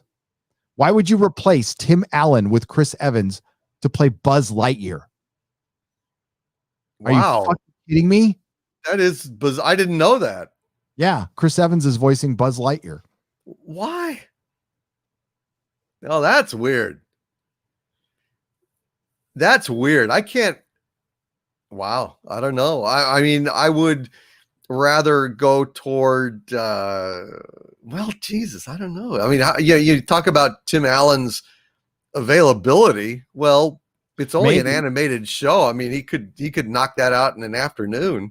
Like Gina Carano's working on The Mandalorian, so I mean, maybe. My first inclination is yes. It's supposed to be a younger Buzz Lightyear, but it's a fucking toy. He's going to have the same voice. Yeah. It's not like two toys had sex and came out and like had a little baby toy. He's a toy. It's so stupid. Well, maybe Tim Allen wanted too much money or had other demands. I don't know. I don't know. I have a hard time believing that would be the case. There's plenty of conservative actors still working around. I don't think that's true. But I don't know. I could be wrong. I don't know. I don't know. I just heard it. His show got shelved for his beliefs, and then somebody else picked it up, but yeah, there's also, Gina Carano's there, and there's others who are around who are still working. So I'll say, I guess I don't know. Maybe not. Maybe, yeah, he could have asked for too much money. That could be it too. And they're like, well, this is we're budgetarily constrained, and Tim Allen, who knows? I mean, I'm just hypothesizing. This is the first I've heard of it, so I don't have an informed opinion. Well, I mean, Disney did fire Roseanne for, saying something horrible, but she, apologized 1,000 times, and she was making them a ton of money, and they wouldn't let her back. James Gunn did, horrible jokes, terrible things on Twitter. And I am of the belief neither of them should have been fired at all. They should be allowed to say whatever stupid shit they want, because it's just stupid shit on Twitter. And James Gunn was allowed back with open arms, and Roseanne was not. And that was political. That was absolutely political. Jack Bauer for $5. If they kill off Boba Fett, Disney Star Wars is dead to me. I know Luke was your last straw. Boba is mine. Everybody's got a last straw, Jack. Fair enough, man. Yeah. I'm going to judge your last straw, brother. Luke was my last straw. Han was the first. Like, I was barely hanging on after Han. And then, I was like, okay, maybe they'll give Luke. For one, why do you need to kill Luke? Do you need to kill the mentor? You could still have somebody be more specialer, and somebody. It was dumb. It was dumb. Kids don't want to play with dead characters' action figures. Why do they stink? Do they stink like corpses and losers? Nicholas Horton for £5. Both your members' live streams weren't on any notifications either. Oh, well, there you go.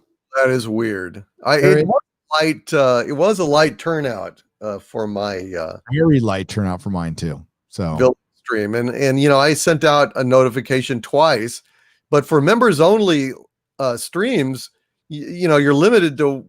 You can't put it on Twitter or anything. Everyone will show up. I mean, yeah. Right. No, so I put it in the community section, right, but that's what it's supposed to be there for. And if you're not sending out notifications for your fucking member streams, YouTube, what's the point? Fuck. Some people, but it was a very light day. No, mine was too. Mine was really too. I mean, it was intimate. It was nice to talk to everybody. Talk to, Vigilante Williamson and Ace Mr. Freeze. And it was cool. And loquacious. CM Shazam for $9.99. Hail all. I just asked this, but maybe it was the wrong time. But has Doomcock seen Star Blazers? And Gary and Doomcock's Star Blazers 2199 and 2202. Great redo of the series. Sci-fi stories, points fixed. I haven't seen 2199 and 2202, but I will. I mean, because I like Star Blazers a lot. I've only seen a couple of episodes of Star Blazers. I was trying to watch all of them and got a little distracted, but I did like what I saw. It was fascinating. It's epic. Now, I remember as a kid, it was the first cartoon I saw that had a story arc. So it blew me away.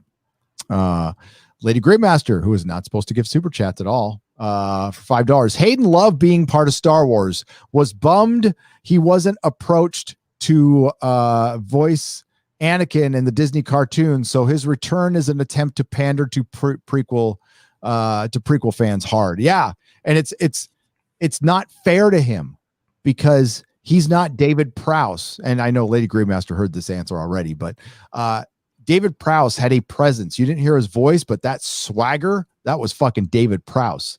And along with James Earl Jones' voice, that's Darth Vader. If you're going to have little Hayden Christensen in that suit, it ain't going to work. It's just not going to work. I could tell the difference in Rogue One.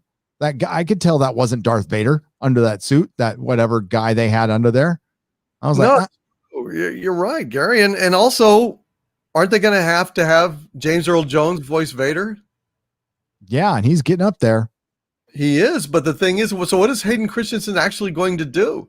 If they take off his helmet, he's going to look all, burned and crispy fried and effed up. But I guess I guess he will. I guess unlike the Mandalorian, they will necessarily let him take off his helmet. Otherwise, we're not going to even know that he exists. But ultimately, I don't know. That's just the guy in the suit and not even his voice. I don't know. You could hear a pin drop in the theater in that scene where it was Piet, right? Admiral Piet goes up to Darth Vader and he's in the meditation chamber. And the first time you get a glimpse of the back of his head and people just gasp. Oh, it's fucking rad. That was such a great moment.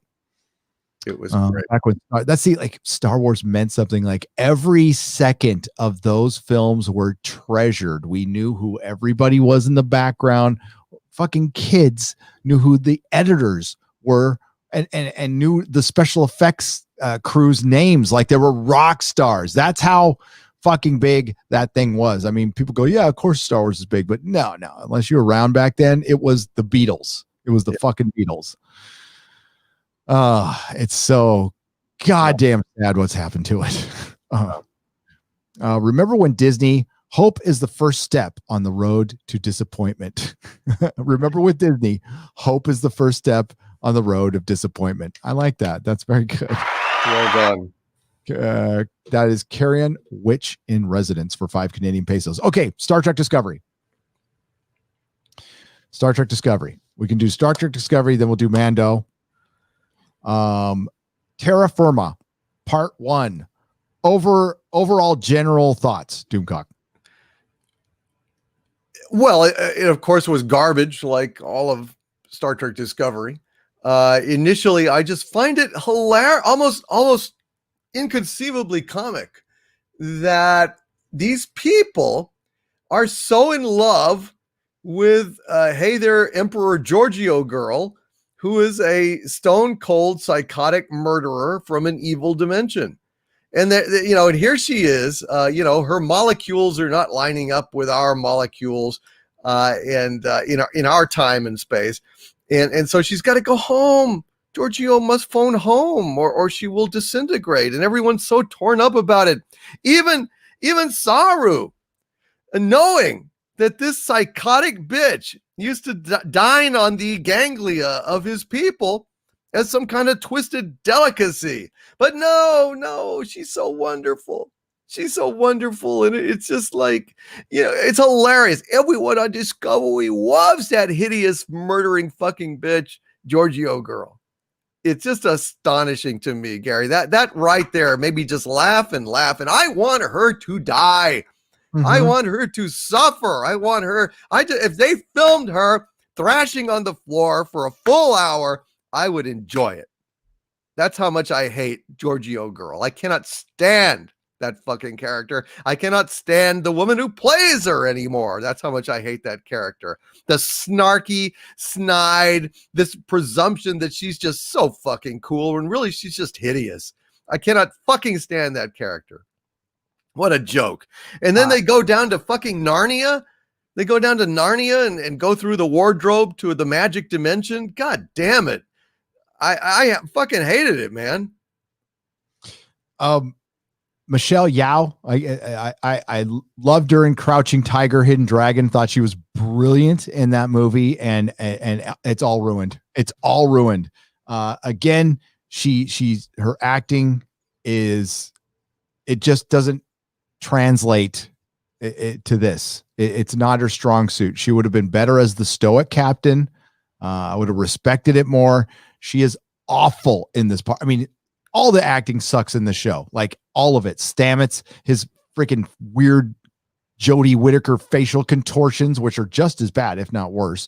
Adira, her awful acting. This poor girl is going to be like, she's going to think she's going to get a bunch of work in Hollywood, and they hired her.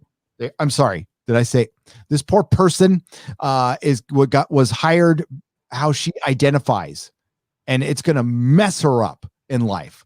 And I mean, oh no, you're so talented. You're not. I've seen no evidence of talent, Gary. I've seen no evidence of talent thus far. And I want her to go in the Agonizer. I am looking forward to next week's episode where Michael Burnham goes into the Agonizer. That might. Can they just leave her on there? Can they just leave it on rinse and repeat, just on cycle? You know, I would watch an hour of that. I would tape it. I would put it on holidays, where usually you have the Yule log burning on TV or shit. And, I just put on Mikey Spock just thrashing. I put on the Yule log on my TV. I do. Yeah. You know what else? I understand that somewhere on YouTube, and I wish somebody would send me this because I've lost it. I know somebody sent it to me, but remember the episode where Mikey Spock is suffocating to death when they open up the dome? Wasn't that Bird of Prey? I think it was Bird of Prey. Bird of Prey, could you send me the link to that where I could just watch it for an hour? I'll just put it on in the background this holiday. Ah, yes. It'll be like Christmas, it'll be like tiny tots with their eyes all aglow. And it'll be like, Mikey Spock is thrashing and screaming. And I'll just be more eggnog, That's great. That's fantastic. I can't stand her either. She's just so nasty. It's just so and of course, Giorgio girl couldn't kill her, but we're jumping ahead. I'm sorry. No. And listen, again, we don't get political in this show, but they used Star Trek as a platform again for something, which fucking pissed me off. And it would piss me off the other way too. I just don't want, but this is how they decide to use this shit. And they wonder why they have no fucking fans left. And it seems to be made for everybody except for anybody who practices common sense. It's not made for men. There is no masculinity in this show. It is completely gone. It has been drained, and Star Trek doesn't work without it. Sorry, folks, it doesn't. And it doesn't need to be Conan the fucking Barbarian, but there was a certain amount of masculinity in the next generation. And when you drain a show of it, you get this just soap opera drivel. And we're supposed to believe that, well, I don't want to get it. The Terran Empire is a matriarchy, a barbaric empire that has all of a sudden become Klingon, right? When did the Terrans always want to wake up and die? I thought that if you want to attain power and dominate all things, I thought you wanted to live. That would be your primary thing, is to live and dominate all life. But now they're all of a sudden fucking Klingons and they want to wake up and die. So Commander Yor, we need to talk about Commander Yor. Sure. Who was the temporal agent that was the only other person in Starfleet that was able to travel from another universe to from another dimension, and then also travel in time. And this alien had a next generation, but a Kelvin next generation. And they mentioned the Kelvin timeline for the first time. Right. And in Star Trek Discovery, they mentioned the Romulan ship from 2379. And that was David Cronenberg is having a talk with Dr. Culber. And it was, of course, he said, what you need to do with Georgiou, because she's getting sick, she's getting time sick, is just to basically, sedate her and put her in a cell till she dies. And they recommended, the Federation recommended, because this was happening to this other person who's supposedly dead now, they recommended euthanasia. The Federation, they could have sent him back in time. They have the technology, but they have rules that say no, and they're ironclad. And I'm like, what the fuck? The Federation would let somebody die, would execute somebody because they didn't want to break one rule after the temporal wars or something. It's fucking dumb. Whole thing is dumb. So again, they're 900 years in the future and they're still using pronouns, but apparently they haven't worked out how to use their communicators. And I'll get back to that, because this one is as dumb as fucking Sonar in Space. Outstanding. Yes. So their magic bullshit machine, because the doctor 900 years in the future gets outwitted by the artificial intelligence computer that has taken over. The Discovery is sentient, by the way. So let's have a brief recap, shall we? Well, I'm really glad nothing on Star Trek is sentient at this point, because really there isn't anything that's smart or cogent about this fucking show. No, the bad guy in season 2 was artificial intelligence that didn't quite know it was an artificial intelligence, but knew it wanted to be one. So it was like a Pinocchio, artificial intelligence that wanted to kill everybody. And the bad guy in Star Trek Picard was artificial intelligence that was going to come out of a butthole in space with its little fucking tentacles and kill everybody if the most important specialist robot girl in the world didn't change her mind, because Picard had to sacrifice himself for her to change her mind. Mm-hmm. So there you go. You all caught up. But so AI is this big boogeyman, but all of a sudden they let an AI come out of nowhere and take over the Discovery, and it's totally cool. Nobody has a problem with it at fucking all.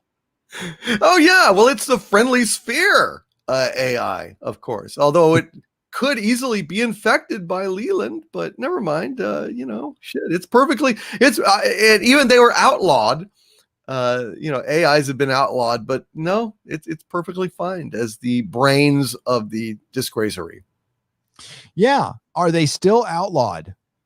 Because they were outlawed at Picard, and if they weren't, then did they not develop new ones in the 900 fucking years since? Well, the thing of it is, Gary, at the end of Picard, when Soji opens up a portal for hyper-intelligent AIs in the future in another dimension to come and eradicate all sentient life, they realized that they were just being prejudiced about AIs, and they really had nothing to worry about all along. So, they repealed the laws instantly after Soji opened up the portal to the hyper-intelligent AIs to come and destroy all sentient life, because they realized they were overreacting. Obviously overreacting. And then they went and killed everybody. No. Well, that's what happened, Gary. That's what happened. Okay. Yeah. Let's just get this straight. Okay. Let's deal in the real world. Let's talk real politics. Okay. The simple fact of the matter is that episode was the last episode of any kind of Star Trek ever, because all life in the universe got killed. Period. Yep. That's it. I'm sorry. You can go ahead and dial it back. You can shut your little fucking portal. They're just going to reopen it again because their technology is vastly superior to ours. And they already got the call. And they know our fucking phone number. And they're just going to dial it back. And they're going to come in and they killed all the sentient life. The end. That's it. Star Trek's done. Ta-da. That's it. God, it was dumb. God, it was dumb. They have the address. They've been to the house. Yep. So that's it as far as I'm concerned. And as far as anyone who has any ounce of intelligence is concerned, that universe is dead. They killed it. And they can pretend that everything's fine and is carrying forward. It's not. They're all dead. And Star Trek Picard I heard a rumor that it might start filming, but it hasn't started filming yet. With what? Corpses? The universe is dead. The universe is dead. So Tilly wants to talk to Georgiou about her feelings because she's phasing in and out of this reality, and she pours a bunch of food on her, and I was happy about that. And then Michael Burnham got mad at her. Then the magic bullshit machine figured out that on Danis 5, there is a cure for Emperor Georgiou. Emperor Georgiou just wants to be killed, and then she goes to a gym on the Discovery that has knives and fucking swords. Now, it's not a holodeck because they don't have a holodeck unless they installed one that I'm not aware of.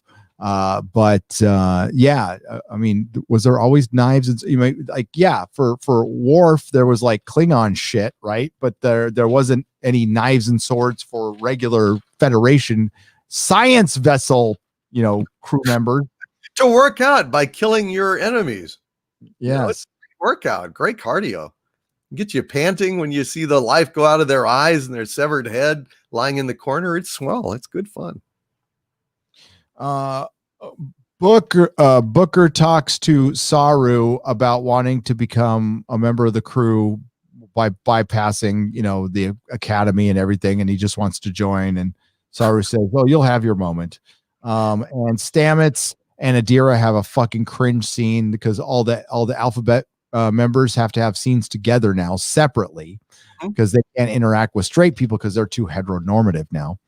And Adira fucked up something about the algorithm and felt really bad. Stamets tried to make her feel better, and like a typical SJW, she just wants to stay feeling bad, and she doesn't try to feel better. He corrects her mistake, and all of a sudden, it just magically figures out what the source of the burn, or one of the sources of the burns. We keep finding new sources for the fucking burn, and it was a Kelpian ship. And then the dumbest statement in the history of fucking Star Trek happens. Stamets says to Adira, "Go get the captain."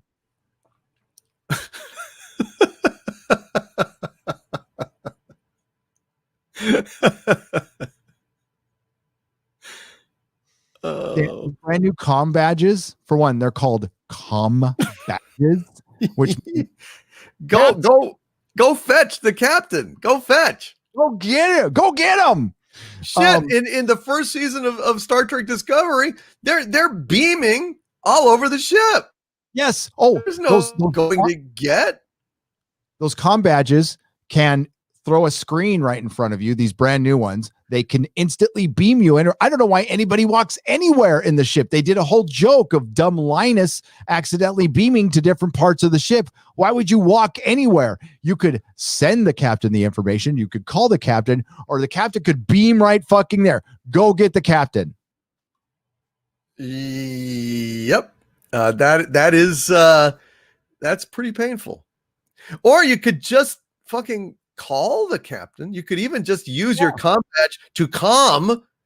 You don't even have to go comm and go. No, you just hit the button and say, "Hey, how's it going, Captain? We got this news.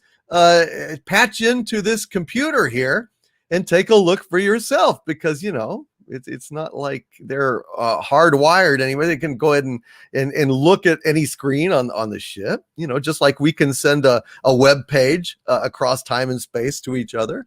They could certainly go ahead and show her the display. But yeah, go fetch her. Go fetch the captain. Get your blunderbuss and your parrot and put it on your shoulder and go fetch the captain. She had to put on her galoshes and her yellow slicker and head up there. Shh, it was storming. Yeah. So apparently it was a Kelpian ship in the middle of the Nova at a dilithium nursery, and they were getting another they were sending out a distress signal that was encrypted. An encrypted distress signal. Now, maybe it was encrypted by somebody else, but the code they were figuring out was an encrypted distress signal. So I guess I can make a guess why they didn't get rescued. Because it was encrypted. Because it was encrypted. It's just like an airplane. When the ship is coming in for a crash landing and they ask Robert Stack, "You think we should turn on the runway lights?" And he says, No, that's just what they're expecting us to do. Yep. Well, I could make Polish jokes. We call it a Polish distress signal. Just kidding. Anybody from Poland, we love you. We love you. An Aggie distress signal joke. Man, that's absolutely hilarious. That bit of nonsense there is maybe as dumb as the communicators. Maybe as dumb as sonar in space. That's sublime levels of stupidity. Well done.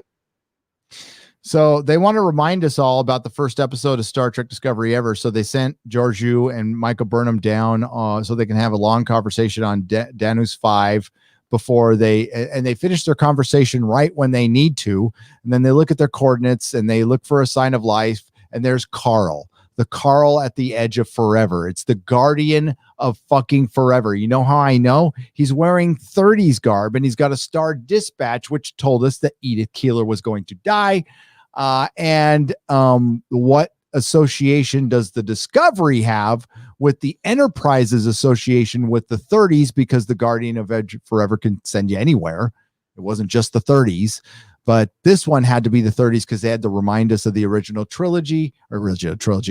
series, Star Trek, that we like to call it, that this show has nothing to fucking do with. So Carl is in front of a door and says, go through the door and you'll be cured. And there's a bunch of fucking tense, dramatic shit. There was a goodbye scene. Remember the emotional goodbye scene where fucking Tilly hugs Georgiou because she cares about her. And then And then Saru hugs her and says, I learned as much from you as I did from my real Georgiou, the one who found him on his fucking planet when he was a primitive and didn't even know what a machine was, and dragged his ass through Starfleet, taught him everything he knew, and then he just disrespects her in just fucking lame. Then Georgiou walks through the door, and then we're in the mirror universe. I called it Cirque Discovery. It was really bad. I was thinking that too. It was so painfully awful. That Cirque Discovery was oh shit, dude. They were even doing the silk, people twirling on the silks and shit. It was lame. Good God. I'm just gonna rush through this part. There's a whole plot where Georgiou goes there 6 months before she kills Michael Burnham. So she's back in time. She's aware of what's going on. This is before the events of Discovery coming across the mirror universe. And this might happen prior to Mirror Mirror and fucking the original series. I don't know, and I don't care. So she knows Michael Burnham's going to betray her. So she asks Captain Killy. She gets Saru, a slave, to give her more information. I don't know why she never bothered to hit up the slaves before for information. That's something I would probably do. They're slaves. And yes, she finds out Michael Burnham's going to betray her, but she wants to turn Michael. She doesn't want to just kill her. She wants to bring her back to her side.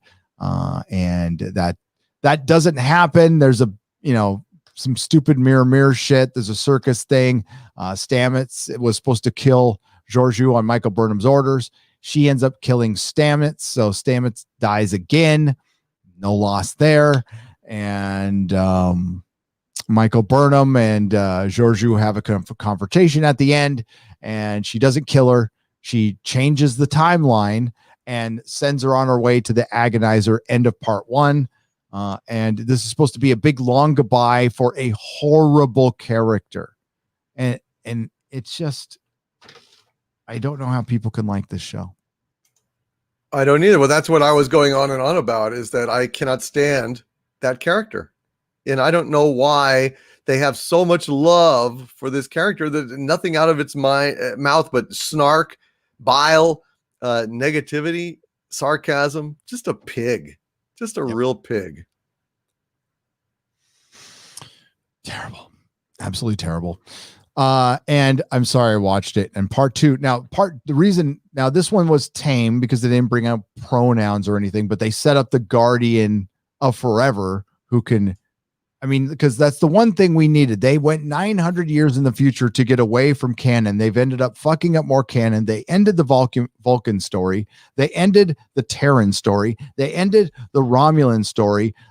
Earth is not in the Federation anymore, and it's isolationist, which makes no sense. The Federation is floating somewhere in space. We don't even know where. The Vulcans aren't part of the Federation. I don't even know what the fuck it's worth. And the big enemy is the Emerald Syndicate, which is the Andorian and Orions. I don't care. Where are the Klingons? Yeah. Right. The Romulans are just sucking around on Nivar. They've managed to rename Nivar. Turned it into Nivar from Vulcan.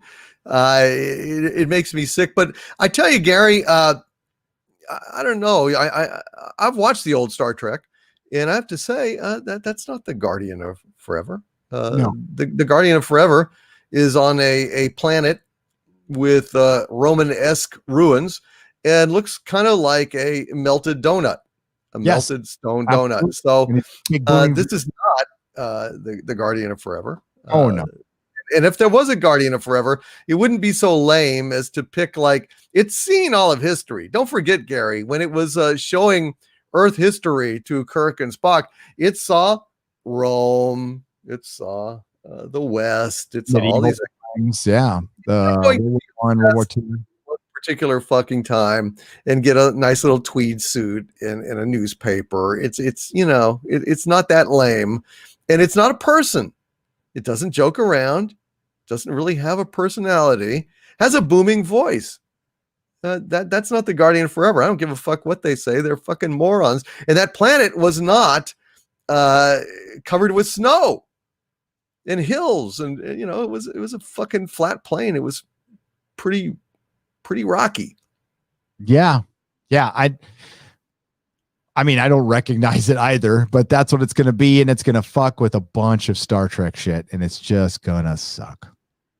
And yeah, I'm looking forward to see what else they destroy at this point, because why not? Not shit. That's my point. Yeah. They're a fucking particularly slow child sitting at a table with a box of crayons, drawing Captain Kirk getting run over by a tank and going pew pew. That doesn't mean Captain Kirk's dead. No, that's not the fucking Guardian. I'm sorry. It's just plain not. Nope. You might as well try to kill someone with blowfish poison when actually they've just eaten tuna. It's just, tuna's not a blowfish, not a puffer fish. It doesn't make any difference. These fucking people are deluded, and I think I'm just going to start taunting them. It's time. I think I'm just going to do it. I mean, it's mockery is all we're at now, because I mean, what are they going to do for season 4? Are they going to stay in the future 930 years and be part of this Federation with their 1,000-year-old ship that's more advanced than anything in 930 years in the future? I mean, just saying that out loud sounds stupid. Yes, well, that's because it is. It is.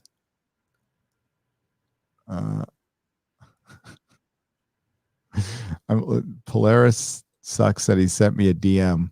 Can't find it. And I looked at the DM, and somebody just sent me a DM and said butthole.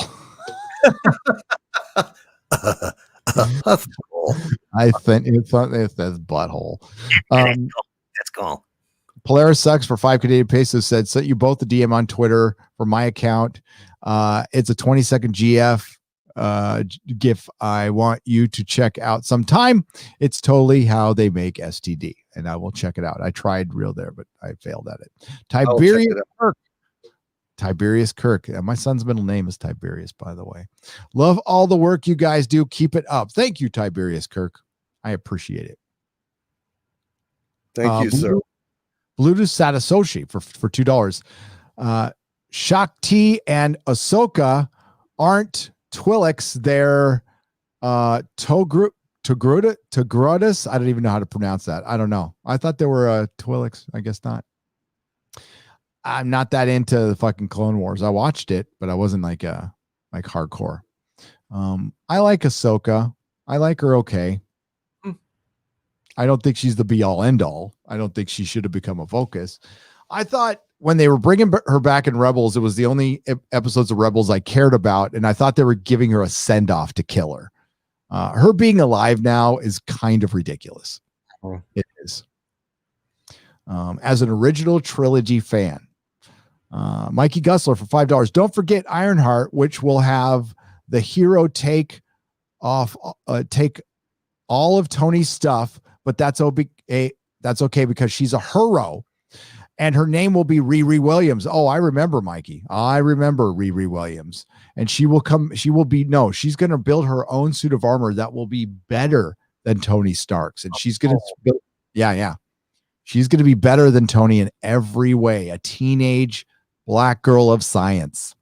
Juan Del Diablo for $4.99. You should see what they did to Star-Lord in the comics. Looks like a big F you to Chris Pratt. They made him bi, I heard. Don't recognize it. Nope. I know he's not. I've seen him. He's not. I have original Star-Lord magazines right behind me, and he's not bi. So nope. No, Marvel comic fans, stop buying Marvel comics. If you care about your characters at all, stop buying them. Now it's up to you. I'm not calling for a boycott. This is an individual decision. This is just a suggestion. I am a lifelong Marvel fan, and I've stopped buying Marvel comics. I've been buying Marvel comics since I was 5 years old. I am 51 years old. I no longer buy them. I buy back issues. I buy independent comics. There's a book I'm probably going to pick up that just some guy recommended from Titan. But no more Marvel and DC comics. Done. Fuck that. Nope, I don't buy comics. I haven't for a while. It's just this quality is standard. Mark C for $5. Maybe Headland's acolyte will see a Dark Lord of the Sith 3 sexually assault minions and turn a blind eye. Oh, former Harvey Weinstein assistant Leslie Headland will I think that will be her plot, turning a blind eye to women getting assaulted over and over again and actually helping set it up, allegedly. Yes, opinion. That's right. I can't wait to see her woke little version. I wonder how closely it will adhere to what Harvey Cthulhu predicted in my last video, which Yep. that made me laugh. If y'all haven't seen it, check it out. It's pretty funny. Maybe Headland. Okay. Hail Gary and DC. If you had to choose one, E.T. or Goonies, and why? Same question in the chat. This will be good. Goonies for me, no contest. If I had to choose one over the other, E.T. in a fucking hot second. E.T. Yeah. E.T. without a doubt. I love that movie. Yep. E.T. because John Williams music, Steven Spielberg. Goonies, E.T. came out when I was 12, so it was like a perfect age for it. It was 82. Goonies came out when I was 15. And I saw Goonies in theaters and I liked it. I had the soundtrack. I sang the song, good enough for you. But it didn't resonate with me after that. It just didn't. I liked it. I liked it good enough. But I think Goonies was made for like 10-year-olds, and 15-year-olds was just a little too old for it. So, yeah, E.T. is a masterpiece. I really love that film. It has a sincerity and a heart. I think it's fantastic in every way. Yep. Written by Melissa Matheson, former Mrs. Harrison Ford, who he dumped and cheated on. 200 Watch Studio with Carrie Fisher for $2. Vader gets his mind wiped every episode on Obi-Wan. Maybe.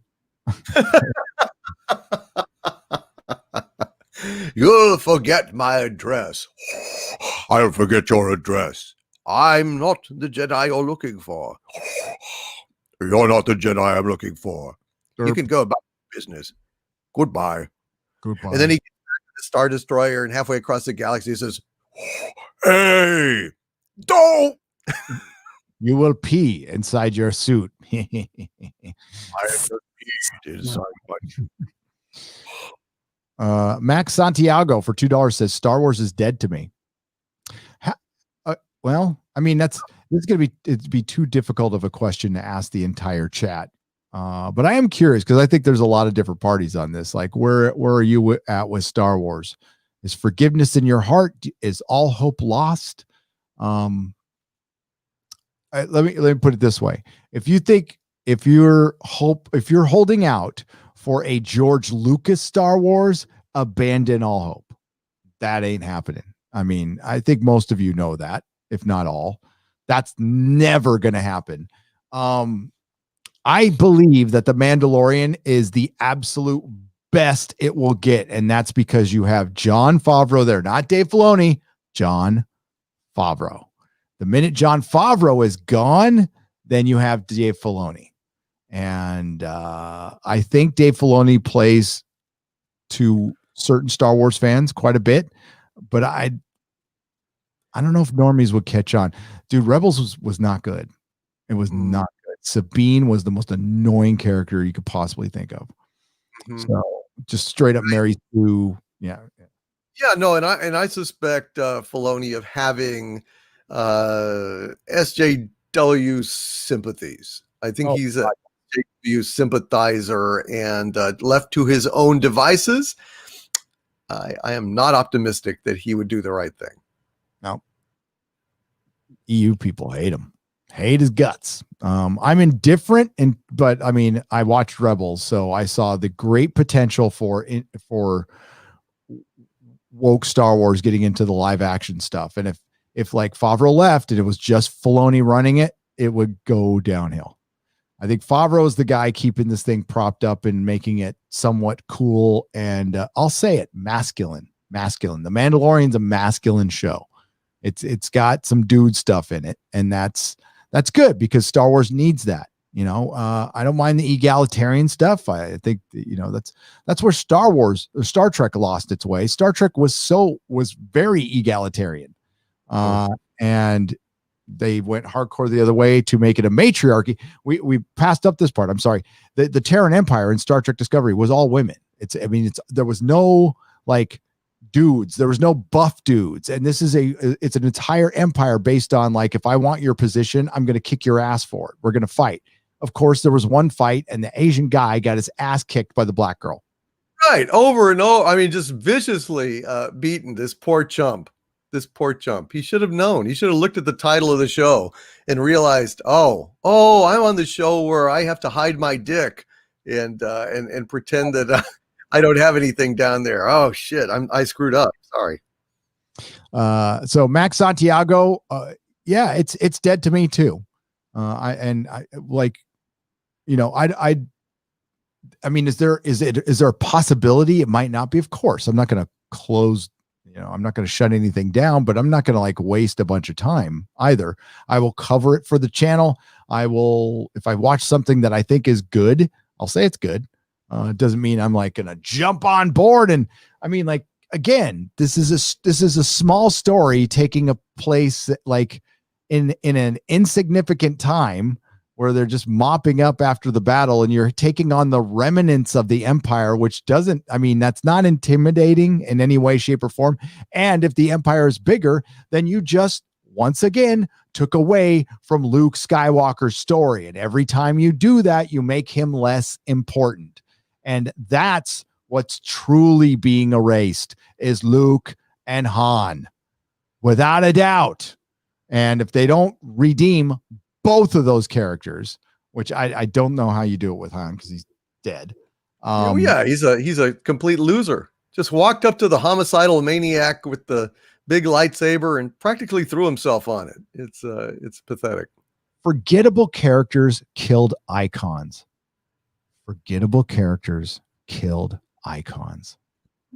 Yeah. Unforgivable.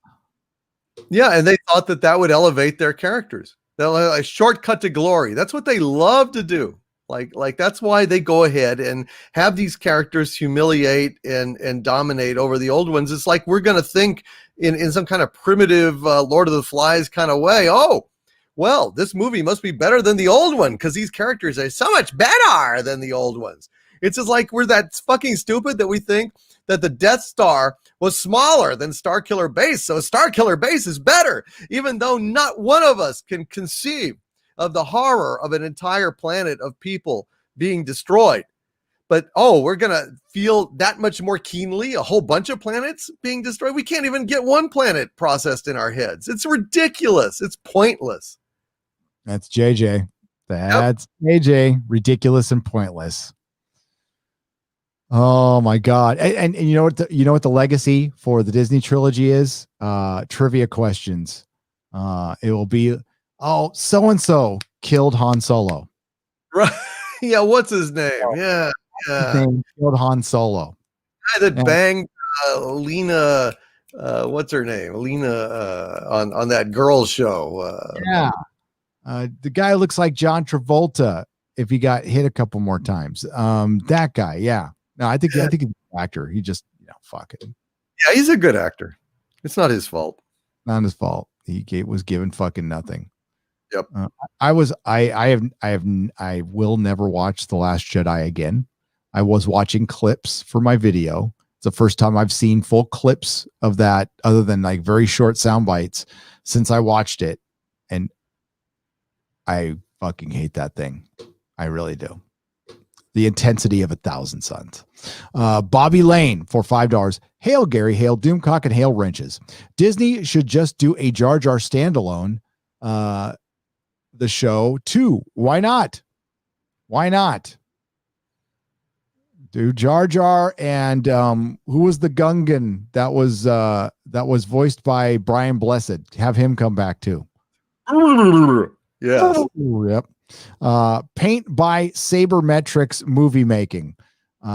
Rock Flanagan, you are correct. That's what the Mandalorian is for $2. Hey, the technology is impressive as fuck. I watched the video on the stagecraft thing. That was impressive. I was like, wow, like that is cool.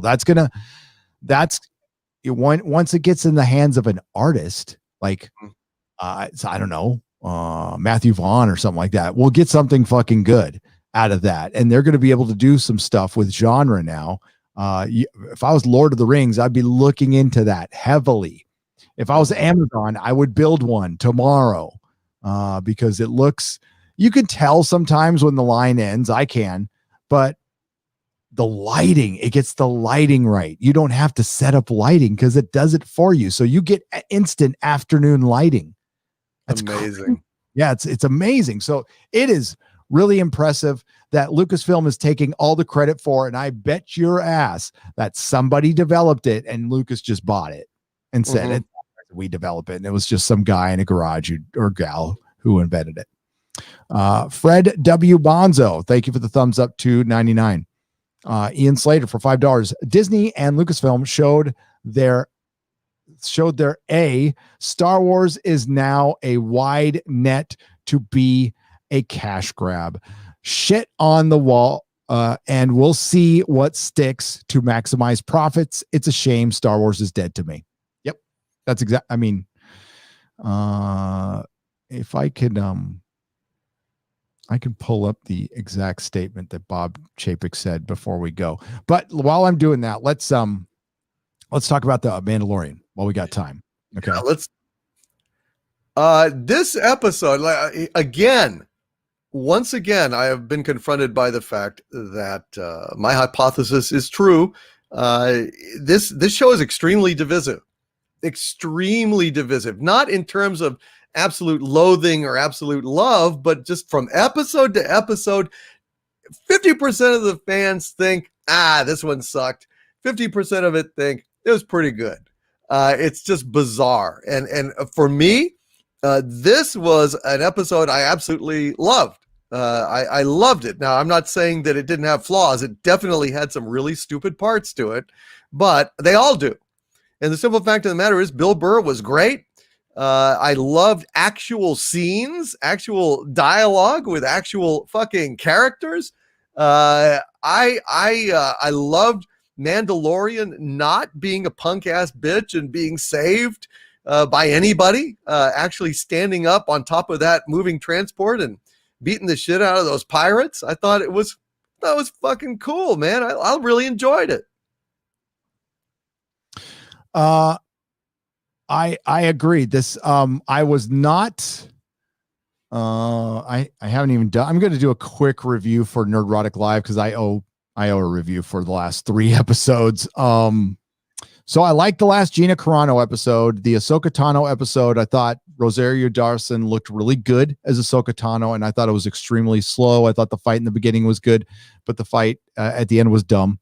And then the next episode, which was, I'm already blanking on it now. What was the one? Boba Fett. Boba Fett came back. I thought it was sloppily directed, absolutely sloppily directed. Now I know Robert Rodriguez came in at last minute. He was given 19 minutes of script, and everybody was like screaming that some of Boba Fett's armor came back on the Jango Fett actor, and apparently Boba Fett's back now. I don't see it that way. Jeremy Bulloch is Boba Fett. Bulloch, and now I like this actor as Jango Fett, and I thought some of the fights were badass when he was beating the shit, but it was also clownish to the point where I put Benny Hill music to the attack, and I just sped it up a little bit, and it's funny. It worked. This episode, so those 2 episodes I gave 6 out of 10s. This one I give an 8 out of 10 because Bill Burr was fucking great, and this was a window into what Star Wars could have been if Disney had taken their agenda and set it aside and decided to do something that George didn't do with Star Wars within the frame of it. Character development. Yes. And fucking and emotion. And you saw, and Bill Burr probably because he's a comedian. He's able to show inner torture, like this inner torture. So I was convinced that this guy had reformed because he is done with the horrors of war. And so I just got convinced by Bill Burr that he's an Imperial gunner and he is now anti-war. Like he came out of it scarred, and he thought about the innocent people on both sides. And that whole scene was fucking great. And it's because he played off of another great actor too. And it wasn't Pedro, it was the guy, I'm forgetting his name. He played Joe Chill in Batman Begins. And he also played the original Night King in Game of Thrones season 5 that they should have never recast. And I never thought the new Night King looked good. He was too athletic. This guy looks kind of dead, and he's skinny, and he's perfect. He's a perfect Imperial commander. He was a great Joe Chill. And that was a badass scene. And that's what we expected from the Mandalorian.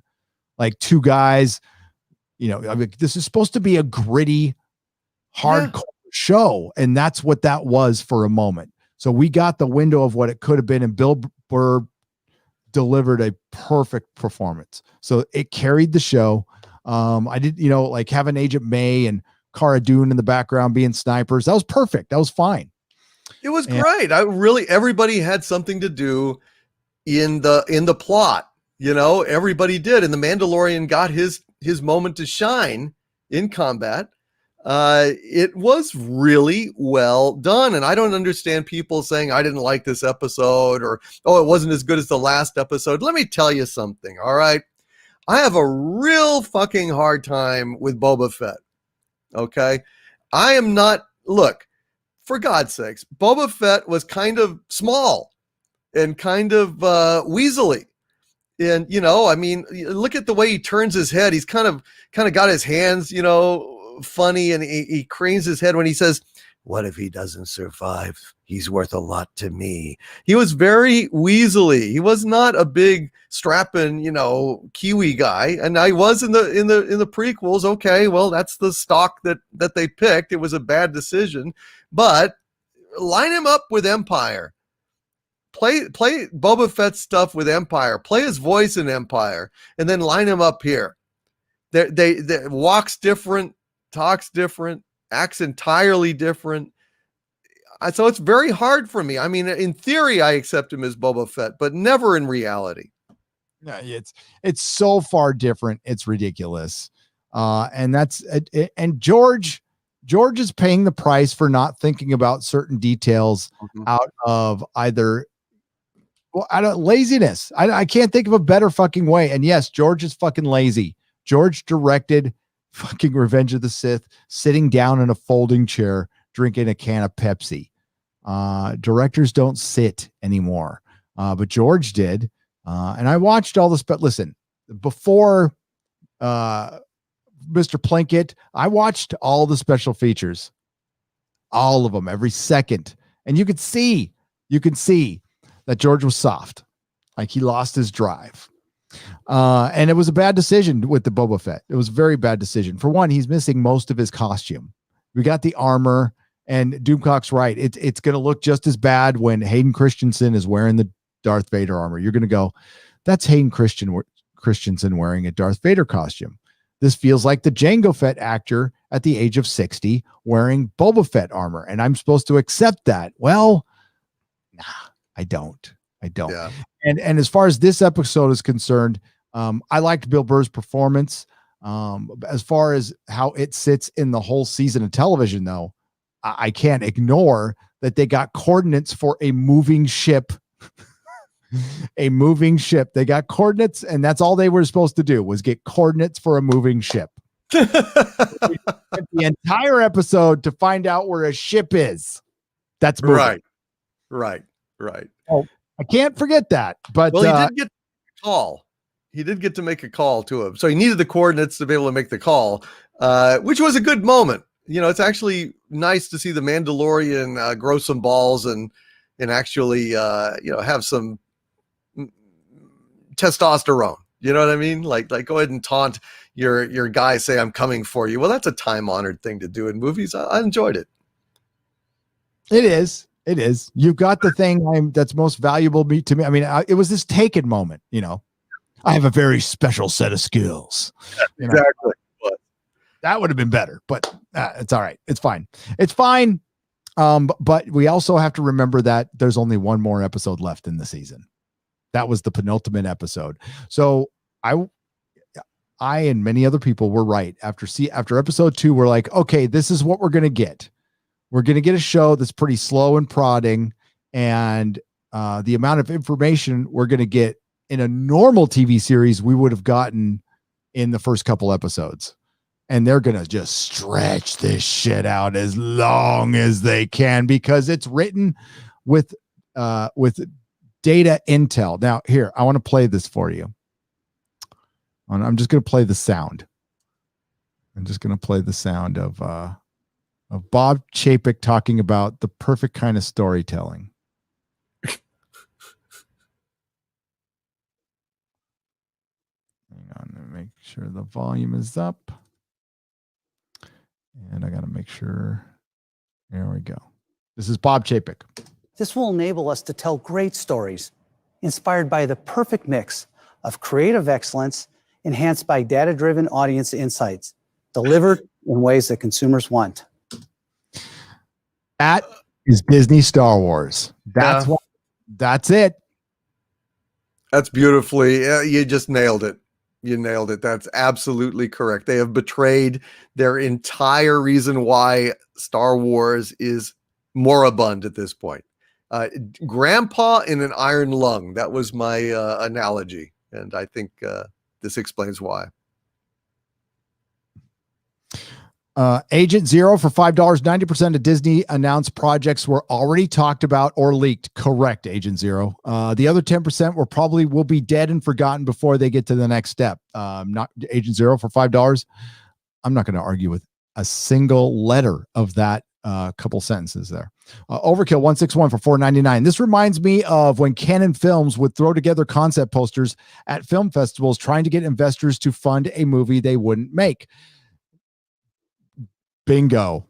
Ian Slater for $2. Killy hotter in season 1. Sorry for the toxic male. LOL. No, Killy was hotter in season 1, dude. Straight up.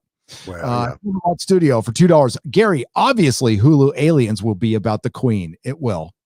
I'm dumb. Terminus Est for $5. I'm done with Mando. If Boba Fett gets killed off somehow and Mando takes his ship, that would be yet another Lucas character assassinated by Disney. Oh, it's going to be worse, Terminus. Agent May is going to get his armor. Agent May. So we're going to go all the way back to a Doomcock rumor from the beginning of season 1, and there will be a female under a Mandalorian helmet. So there you go. There you go. Supposedly they thought it was going to be Sabine Wren at the time, but yeah, it's going to be someone a little different, but there you go. Loquacious Primate for $5. Hail Gary and DC. Sorry, I missed the Arch villain stream.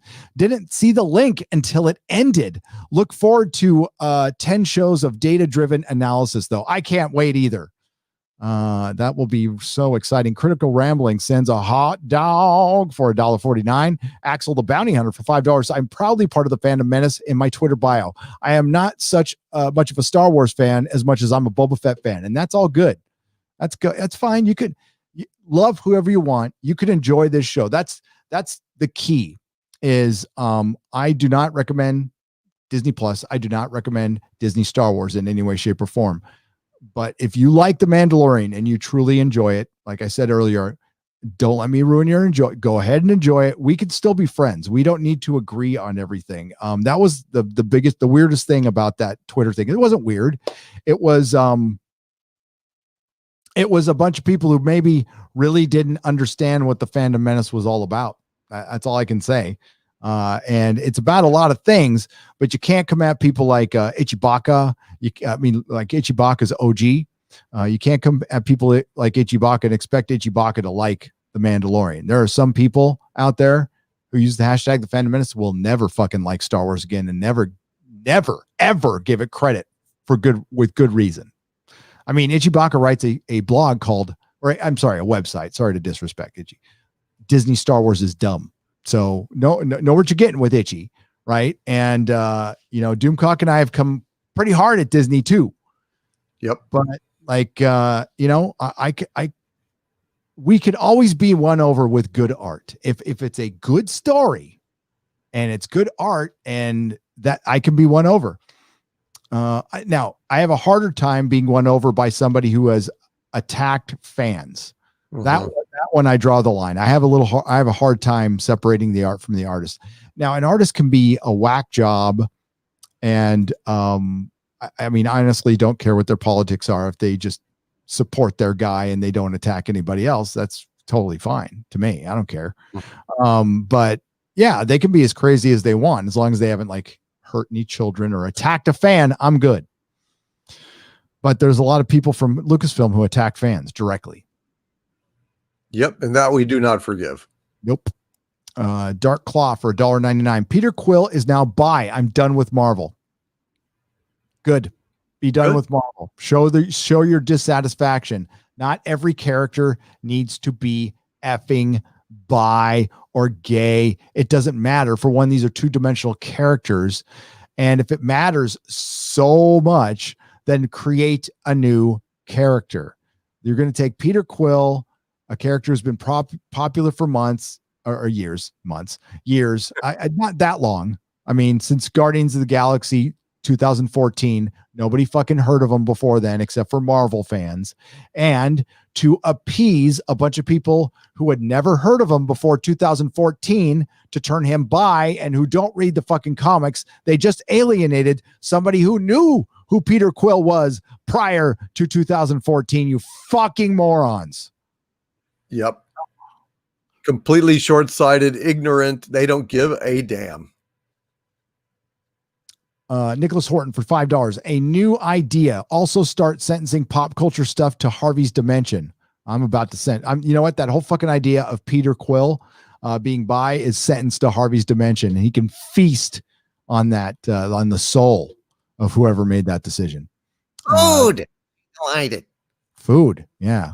But it's getting him to, I mean, like Harvey doesn't feed, right? You don't feed Harvey because does he have, yeah. In there, he would definitely devour. Yep. Wouldn't have to worry.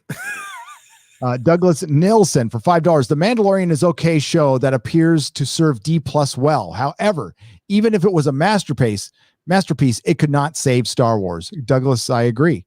Star Wars is not saved. Only people like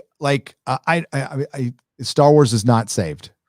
As far as, do you think Star Wars could produce $1 billion? Okay, say the theaters were all open. Star Wars could not produce $1 billion movie right now outside of Darth Vader, but that's going back to the well again. They got nothing moving forward. So they are stuck mucking around in the past. Now that's going to make them money, but that's not going to make them the kind of money they wanted. So they're going to have to put a lot more into it. That's why 10 shows are going to equal one Force Awakens. Force Awakens made a lot of fucking money. A lot of money. Never again. And that's Kathleen Kennedy's fault, because if there was no agenda, it didn't matter how bad the movie was. It's the agenda that alienated people, not how bad the movie was. And then on top of that, it was how Disney weaponized the access media and used other creatives to sow discourse in the fan base. Mm-hmm. Yeah, well said. That's true. And that's the thing that really, really pissed people off. That's the thing that we're having a real hard time getting over. All right. I'm going to, okay. I'm on a hard time limit today, folks. So I'm going to go through a few to see if any, and then I'll have to get it in the square up. I do apologize, but I have some IRL stuff going on. Who is ruined, but worse still, the coof has almost destroyed my career. I am desperately lonely and losing all hope. You guys allow me to escape. I'm not sure I'll make it through this, but I am grateful. You will. You'll make it through us. Drop me an email, Alpha Omega. Thank you for the 10 pounds. Reach out, talk to somebody. Okay. Like tonight, not tomorrow, tonight. Jimmy Soul, $2. Charlie Cox is rumored to be in Spider-Man 3. Legit. I hope so. But if it's just going to be a stupid cameo with a PG-13 Daredevil, I mean, I loved him as Daredevil. I wasn't sold on him until I watched him. And then I'm like, ooh, this guy's Matt Murdock. This guy sold me on Matt Murdock. Daredevil season 1 and 2 is simply the best things Marvel has ever produced in live action. End of story. Better than Winter Soldier. And I enjoy it more than I like Guardians of the Galaxy, which I consider their best movie, which is Marvel's best movie. But I've watched Daredevil season 1 and 2. I've watched it so much I should probably actually do a review on it, but a lot. Jack White for $10. People who are running Marvel and Star Wars are idiots like my brother who think everything is political and got away with being obnoxious since they were kids. Yeah. The kind of person that has to work politics into every single fucking conversation. Yeah. You know, oh my God. I remember those days, Doomcock in San Francisco. It's like, hi, how you doing, Bob? Fucking Bush. I'm like, hi, Bob. Funny. What kind of Bush are we talking about? The president or no? I'm just. I love the potential that the Star Wars franchise has the potential to tell truly original, brilliant stories set in an amazing world. Potential that Disney has absolutely squandered in favor of woke agenda. Damn shame. Says Basic Shapes for $20. You're not wrong. Star Wars is so unique, Doomcock, that you can tell a real science fiction fantasy story that has superheroes in it. So you got a superhero science fiction wizard fucking fantasy. I mean, it's a geek's wet dream, and Disney fucked it up. Mm-hmm. Yep. But for one, they screwed up by being afraid to go rated R with it, which they shouldn't be. Yeah, Fizenthorpe for $20. It's like a generation that made the entertainment we love is aging out and dying, and we're left with kids mimicking what they saw as grown-ups. That kids don't understand the nuance or reasoning behind any of it. You're not Fizenthorpe. I think you're partially right. I think it's getting drowned out by there's just too much shit going on right now, and there's only a finite number of talented people. And they're being ignored right now because of politics. I'm on a live stream right now with somebody who should be writing television. Well, thank you, sir. I appreciate that. And that's nice of you to say, man. Thank you.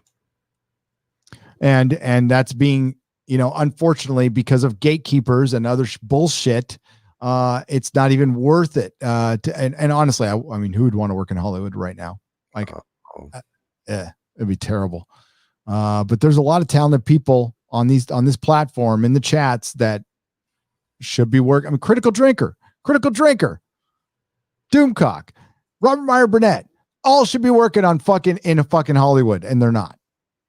But instead, we got Kurtzman getting paid $25 million to destroy a franchise. Chris Chibnall, I don't know what he's getting paid, but it's too much. Too much. If they're not taking money out of his account every week, it's injustice. Absolute injustice. All right. So we're going to go. Okay. Anti-derivative Jill for $20. To make great Star Trek, you need to add humanity's quest to solve the mysteries of the universe in the vein of realistic scientific exploration, mirroring our history. These writers can't see 2 inches past their Twitter feed. Oh. We're going to end on that one. That was solid. Standing anti-derivative Jill. Baby Yoda making contact with Mace Windu, who miraculously survived. Yeah. Mace Windu's coming back. Astral Walker for $5. He is. That's dumb too. And that's pandering. Sorry. That's pandering. All right. I'm sorry. I'm on a hard time limit. We're going to roll out. This live stream will be on Nerdrotic Live within the next couple of hours. That's where all of my live streams go. Please subscribe there. I also have Nerdrotic Daily. Doomcock, please plug your channels. It is Overlord DVD on YouTube, also the Harvey Zone on YouTube as well. And I've got a Patreon, patreon.com/Doomcock, and subscribestar.com/Doomcock as well. Thank you for having me on, Gary. Oh, yes. Sorry, it's a short one tonight, but we'll I'll do it when next time it's on my channel. We'll do a longer one. Sure, We'll do a of longer course. But yeah, I gotta make videos. I've been working on like real life stuff, and Mama Susan was knocking Mama Susan fucking the censor, and then whatever's going on this week, it's fuck. They keep pissing people off, and it's not gonna last. There's gonna be a breaking point, and I'm afraid we're close to it. So hang in there. Thanks for everyone who has subscribed and hung in there with us and hangs out with the live streams. Thank you to the Modrotics who were tonight. They were Bionic Belly Button, Problem Being. Thank you both for being here. Nyla Shadow, who's always here in the shadows. Chris Persia, the Canadian Wrench.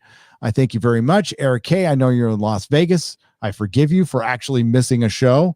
What's up to, I got to say some what's up. Problem Being was out there. Foul Ball Productions. Who else was there? Hang on. Let me get my chat real quick. 32 Flavors of Nick Weiser was out there. Foul Ball Productions is out there. I know Jake D was out there. Eric K. Hope you had a good time without me. Sorry I couldn't make it, but that's the way it goes. Everybody have a good night. Thank you once again, Doomcock. Don't forget to check out his Patreon and the alternate channel, The Harvey Zone. Links are in the description. Everybody, not all who wander is lost. I can talk. And may the wings of liberty never lose a feather.